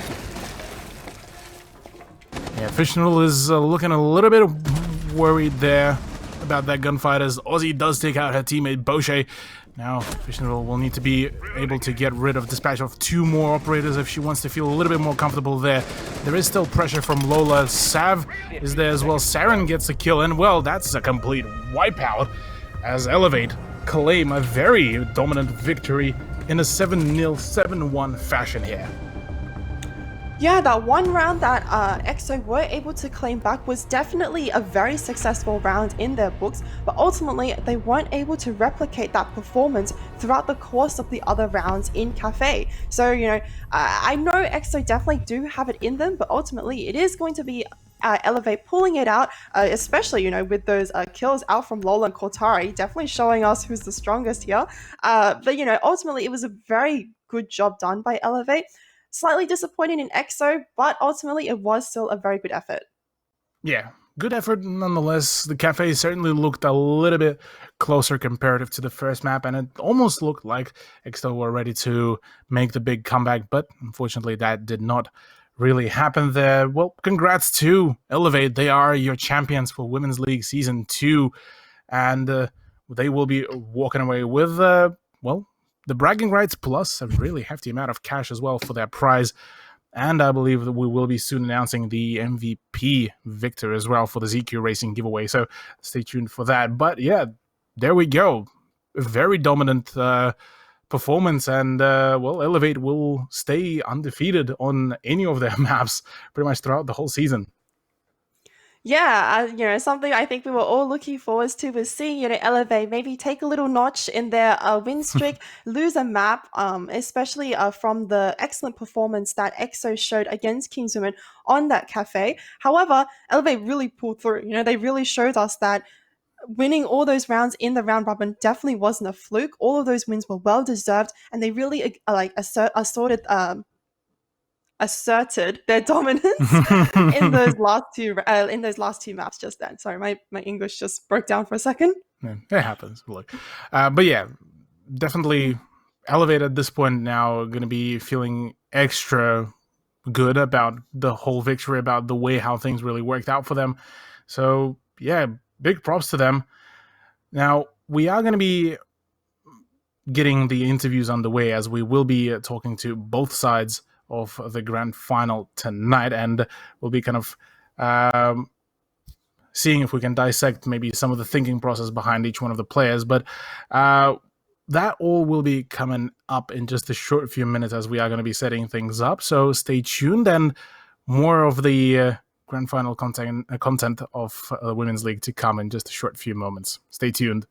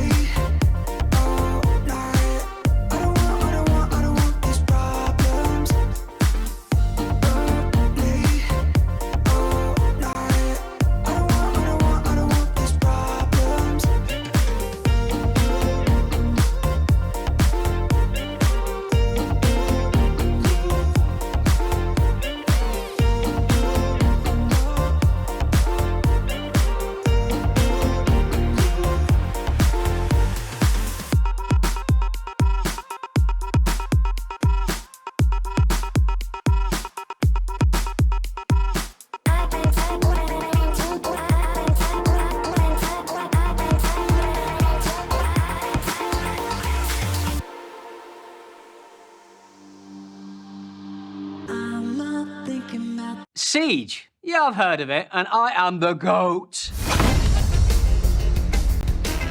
When I'm attacking, no room is safe. Doors. Yeah, I think I remember them. Before I discovered Windows, the thinking man's door.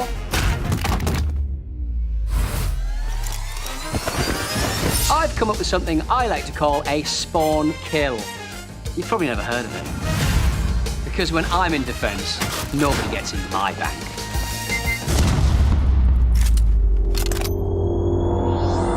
Teammates, droning. Listen, I've got all of the intelligence I need right here. My only team is me, my gun, and my skills.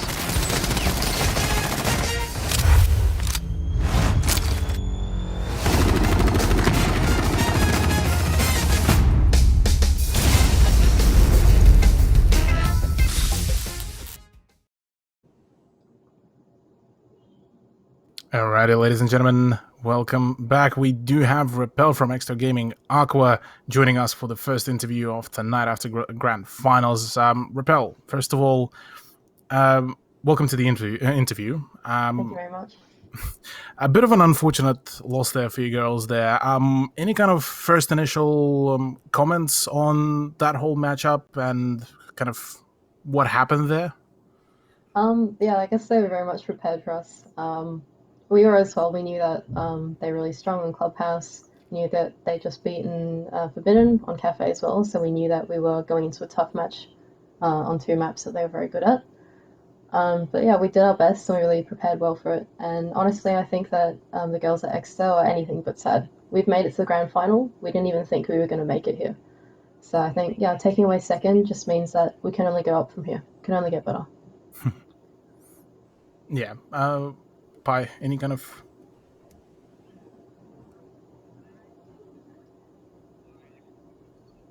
Oh, right. Whilst we're fixing up Pi's microphone, actually I have one more question.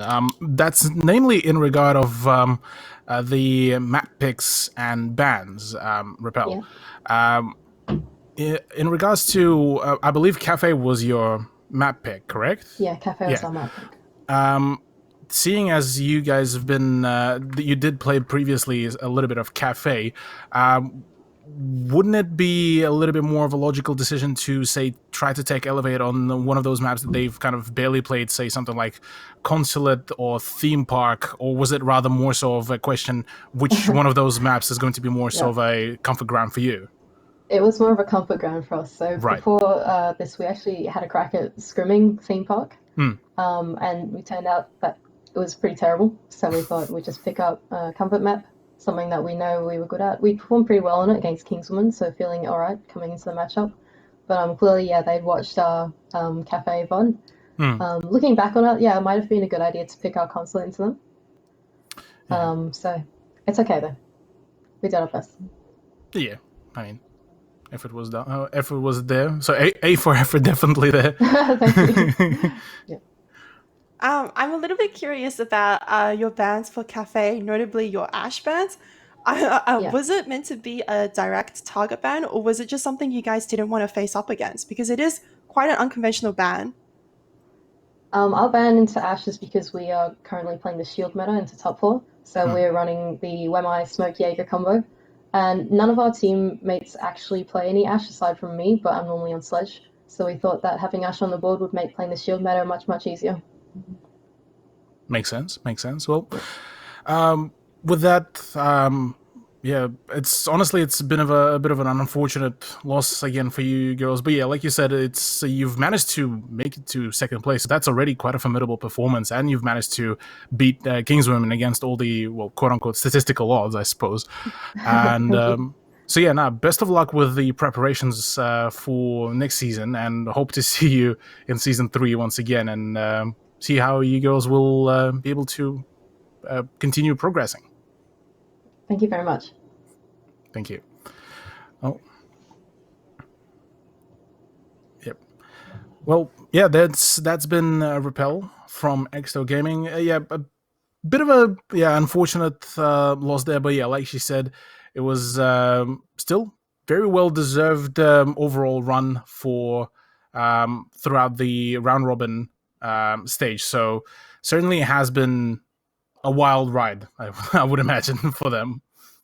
Yeah, and as Rapal said, they've definitely improved over the entire course of the tournament, and I can't wait to see, if perhaps they sign up again as a team, or if the individual members do sign up again, because I do believe, everyone on their team has improved overall. So to be able to see what the next progress could be is such an exciting thing to see. Definitely, yeah. It's definitely it's a good good time for Exto Gaming. I mean, both of us actually seen how they've kind of kicked things off on the first few play days. It was a little bit shaky here and there, and slowly but surely they were progressing further and further, kind of evolving almost for themselves. So it's certainly like Rappel said, it's only upwards from here on. So definitely curious to see where will they be able to get themselves in season 3, and how will it generally shape up for them. So yeah, it's certainly a very interesting time here for the Women's League as well. But I believe we still have one more interview to come around, as we are going to be preparing things on the side of Elevate, as I believe we might have a duo feature here from the Elevate girls, but that is yet to be found. I'm genuinely curious about what was kind of the general mental approach more so for the Elevate girls, because it seemed that they were just absolutely just hyped up. Confidence was just literally just going overboard there with just how much there was of it. Yeah, Elevate definitely didn't lose any of the fuel that they had, ever since round 1 of Clubhouse all the way to the last round in Cafe. There was a little slight blip in the system when they did lose that the reading hold on Cafe. However, they quickly recovered. One would think that after losing a round, especially in such a one-sided fashion like that, your morale might be disrupted, your momentum might be disturbed a little bit. But luckily that wasn't the case at all. Elevate really showed us that as a team, they definitely have the skills, the strats, and also the mentality to back up everything that they do. Definitely, yeah.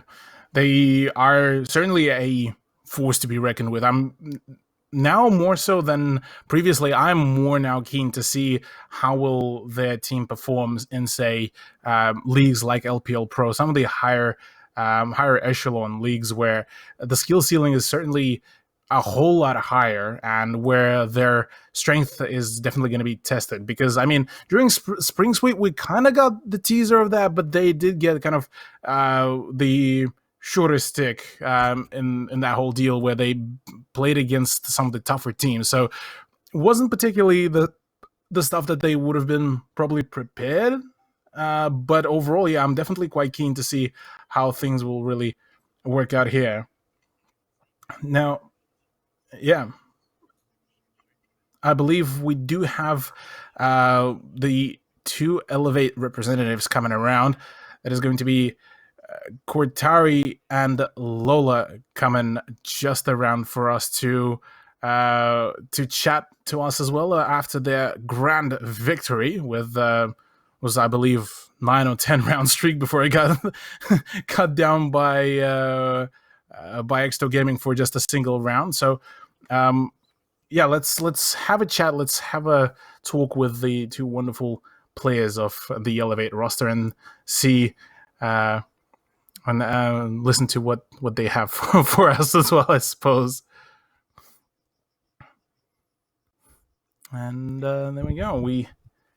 Lola, Cortari, welcome. Congratulations on the victory after a very dominant performance on Clubhouse and on Cafe. Any kind of initial thoughts on and feelings after such a very swift conclusion, I suppose, of the grand final? Not really. it happens. Blank. Walk us through as to what was kind of the mental approach to the matchup, because it definitely seemed like you girls were very much on top of your game, ready to kind of frag out, and it seemed that kind of the general more so of a kind of systematic kind of approach was a little bit less seen, and more so of just kind of get as aggressive as possible in some of the swings. Am I correct in saying that? Some places we had to push harder because the time was slowly clicking down. And then we had to go, all right, this is drone. All right, they should be here. Let's go. Right. A lot of my pushes are assumptions as well. Like, I just, run. Yeah, all right. Run, Lola. I'm honestly so brain dead during games. Look, I mean, the assumptions got you the ace at the very least on Clubhouse, so that's one of the ways to really get things I mean, going. it took me I long even enough. gave it to her. Yeah, Fixing Katara's up. like, you've got it. I'm giving it to you. I can see it, but you've got it. I saw that thing actually, funnily enough, from you, Kotari, whilst you were under the rafters as well. So, now, props to you girls. That was a good performance. Thank you. We appreciate it, and we appreciate all the support that we got throughout the season. I guess my question to you guys is, will we see you guys, come back in the next season of XP Women's League? Could we expect another, per se, Elevate, joining the competition again? Maybe, because like I have OCD, so I kind of need that third win. All right. That's a good enough motivation, I suppose. What was I'm curious about kind of what was the thought kind of prior to the matchup? Like, were you expecting that kind of a dominant performance and that kind of a scoreline, or were you expecting to go into full like 3-map matchup? Definitely 3-map. I mean, after hearing XD beat Kingswoman, we were like, oh my god. Oh my god, what's happening? What are we going to do? Yeah, we were definitely confused by that one. We were were expecting very a prepared for Kingswoman Kingswoman. final. Yeah, for sure. But they came through and we just had to prepare for it, so we did, thankfully. All right. Well, congratulations once again on the victory. I'll let you get back to the girls and get to celebrating the victory. Keen to see you girls make a return in season 3 and well, maybe continue like Lola said, get that 3rd trophy as well. Yeah, for sure. We probably will. All right. Have a good one. Thank you. You have a lovely night. I say, thanks? Oh, yeah. Yeah. On behalf of our team, we'd like to thank XP Esports and the casters, everyone behind the scenes for all the work that they do. And a massive thank you to everyone who has supported us through this season. Your support means the world to us. We also like to thank the org Elevate and our sponsors G Fuel and Gaezo for supporting us as well. We wouldn't have been able to do it without your support, guys. So we'd like to thank our coach Archon as well. He's been an incredible help throughout the season, and we're grateful for his help. Yeah, Archon did quite a hefty amount of work, it seems. So, props to him and props to you girls. Thank you so much. We appreciate it so much. Thank you. And well, ladies and gentlemen, that pretty much just about concludes it all. We do still have the MVP prize to be concluded. So we still yet to find that out, as well as the voting has, I believe, completed. So we're just about to do a drum roll. But yeah, interestingly enough, interesting how even Elevate were kind of expecting Kingswomen to get into grand finals and probably were kind of preparing, I would suppose, for the worst when they were going into the matchup against Exto. Yeah, I think for a team like Elevate, who the entire time has been neck and neck with Kingswomen, to suddenly almost have their plans thrown aside, to not really be expecting that EXO has popped out of almost nowhere, out of the darkness, and to be able to challenge them for that grand title is honestly quite an achievement in itself. And I have no doubt that members of Elevate definitely would have scrambled through VODs during that entire week. They would have tried to get some the down low onto what EXO actually did during that semi-final to be able to beat Kingswomen, because I don't think maybe Elevate haven't really considered that EXO were going to be such challenges. Yeah, maybe that was the thing. Yeah, maybe it's the fact that they just didn't expect for Kingswomen. No, Exto Gaming. There we go. My brain got there at the end. For Exto to be that much of a challenge, I suppose, or rather for them to get that close to getting in the grand final. So, yeah, definitely still well done for the. Well done to the Exto Gaming Aqua girls for making it to the grand final, and props to Elevate for just keeping up the flawless record. So certainly well-deserved first place there for themselves, and well-deserved $1,500 as well for the whole team. Yeah, I mean, I wonder what they're going to spend it on. Maybe another, maybe another siege account. Maybe some more elite skins, because I did notice that maybe they were missing some. Maybe even the season pass, which has just recently dropped, which means that Zero is available to play the next time that we do have the XP Esports alongside Ace and Malusi, I believe. I think Or is Zero still in Zero may be still banned, but yeah, Ace and Malusi definitely will be making their appearance. But nonetheless, yeah, we already seen a fair few teams run Ace and Malusi in the Oceanic Nationals, and both of those operators can change the general pace of the round quite substantially. So I'm quite curious to see how will it really impact the Women's League as well. So yeah, quite a few very interesting adjustments to be made, and maybe some mid-season reinforcements, some mid-season patches could really come around and change the game even further down the line. So we'll have to see about that. But whilst we are still prepping the MVP prize and the announcement for that, any kind of final thoughts kind of to conclude the whole season as it is, Pi? And, well, actually, for that matter, your first season as a caster as well. I mean, I don't think that I'm alone in saying this, but I was so nervous the first, even like the first 3 weeks, honestly. Like they were just a blur of nervousness, and even like now, I'm still extremely nervous when we start a broadcast.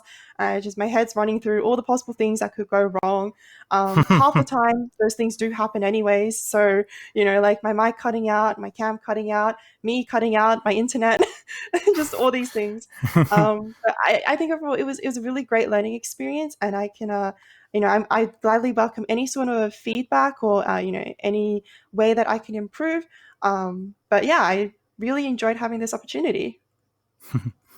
Yeah, it was really good to have you as well on board with all your knowledge as well of the game, and having kind of just another person's perspective on the whole of the general competitive scene as well as female competitive scene as well. So no, it's definitely been a pleasure working with you as well throughout this whole season. And just as Exo were evolving, you were evolving as well in your casting skill. Thank you. I mean, I do want to say, not to like, praise each other or anything, but I think you were a really great help in, almost giving me a step into the scene. I remember after every cast, I would like go, oh, was there anything that you noticed that I could improve on?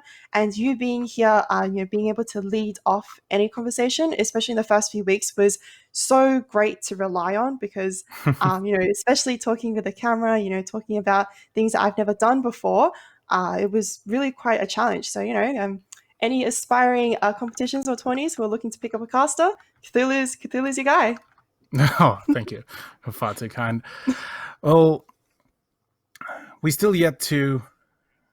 okay, so we do have the MVP prize prepared and about to be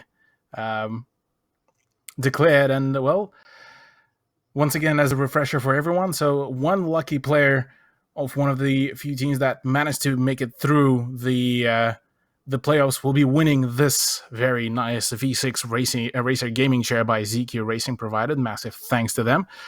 So it is going to be a drum roll. It is going to be, I believe, Mons to get the win from Forbidden Gaming. Congratulations, as Mons will be the one to win the MVP prize of ZQ Racing. You know what this means, right, Cthulhu?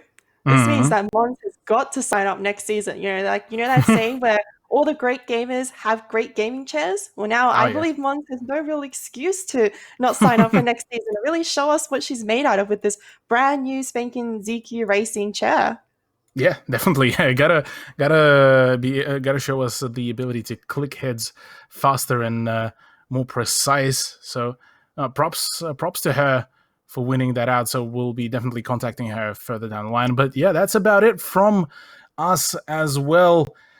Let's have a look as well at the full-on bracket to just quickly get ourselves familiar with the general outcome. So we do have Elevate as our champions for the Season 2 of XP Women's League.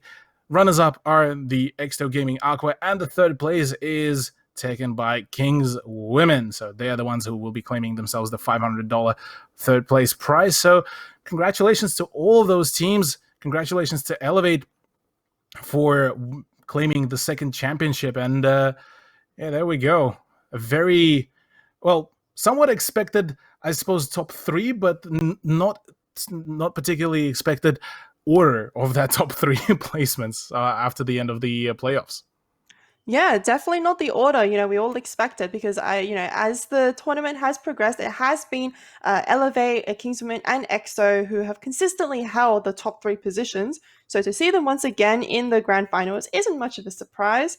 However, definitely EXO taking second place isn't something we expected. However, it is something that we appreciate because it does show exactly how much that they've grown. Definitely, yeah. It's a huge performance by Elevate, and huge performance by EXO for making it into the grand finals. Well, with that said, if any more teams do want to sign up, we do have the link for the season 3 sign up. That is going to be the link that you're seeing right on your screens. That is bit.ly/xpwl S3. Get yourself signed up, prepare your squad, and get straight into it. Maybe you will be the next champion, and maybe you will be able to thwart the flawless streak of Elevate in the next season. Yeah, and you guys, you've got to get in quick. There's only going to be 8 available spots for the teams to be playing. I believe the games do start on October the 15th. So if you're not going to be a player, make sure you tune in for those games because they will get streamed again, just like Season 2. And again, the VODs will be uploaded onto the YouTube channel as well.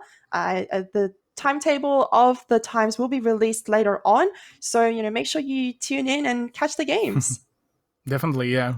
Going to be an exciting Season 3. I'm definitely keen to see which teams will be able to come out victorious, which teams will be able to get themselves all the way higher on the leaderboard, and, well, which team will end up coming out victorious. Maybe Elevate will be able to claim themselves the third in a row championship, or maybe we'll be seeing the new champions crowned at the end of Season 3. But that is all yet to be seen, as the Season 3 is still coming up. For us, though, that is about it. Thank you all for tuning in. Thank you, Pi, for joining me on this massive adventure that was the Season 2. Massive thanks to the production team over at XP Esports, and huge thank you to our wonderful sponsors, that is the ZQ Racing, Quantum Energy, Ubisoft Australia, and Computer Alliance. On behalf of all of us, thank you so much. Take it easy, stay safe, and we'll see you in Season 3.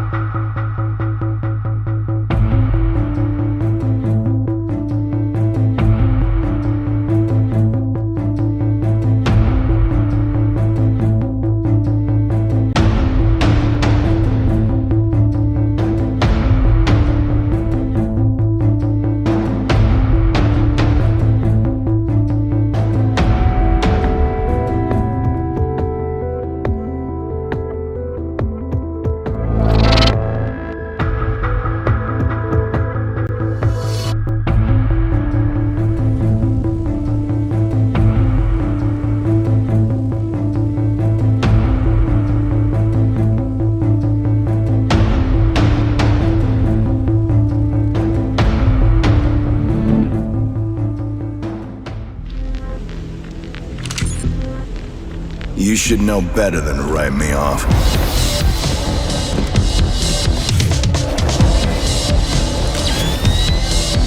Consider this a teaching moment.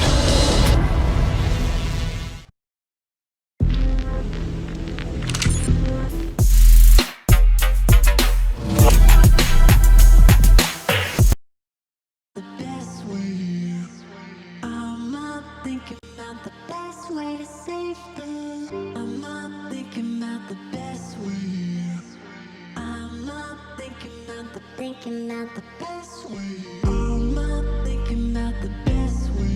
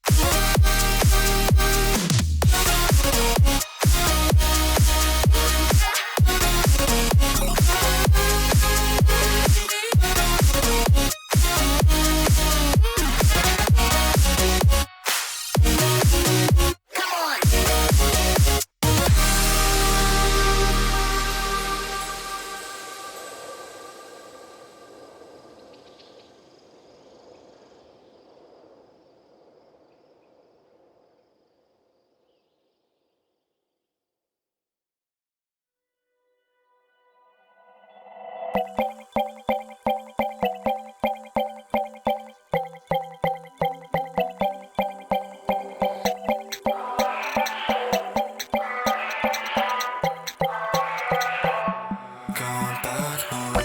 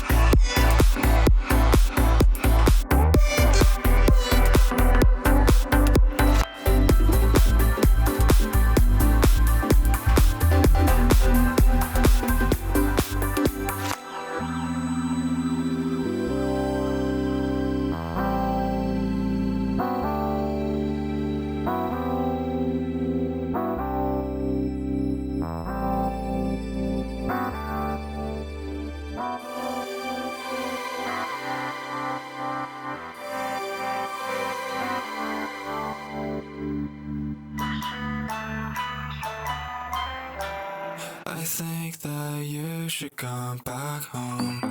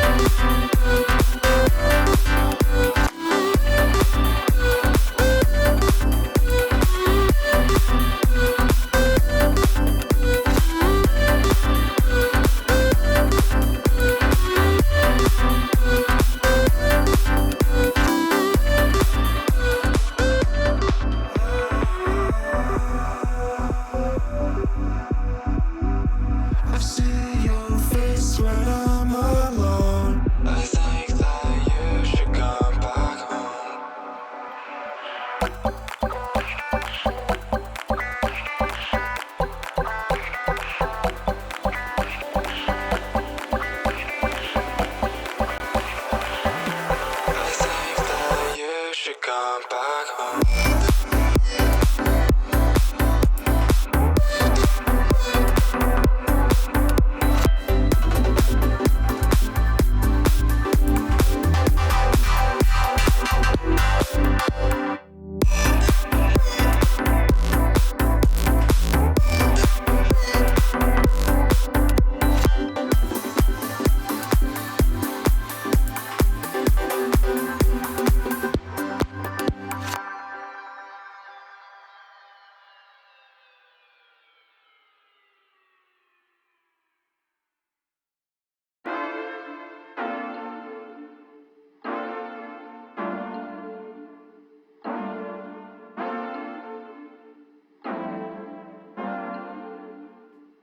I've been thinking about you lately and all the places that you could take me.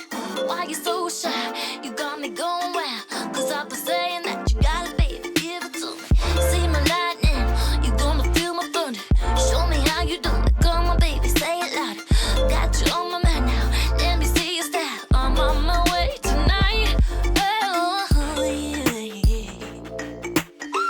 'Cause I think about you. You. 'Cause I think about what I think about you.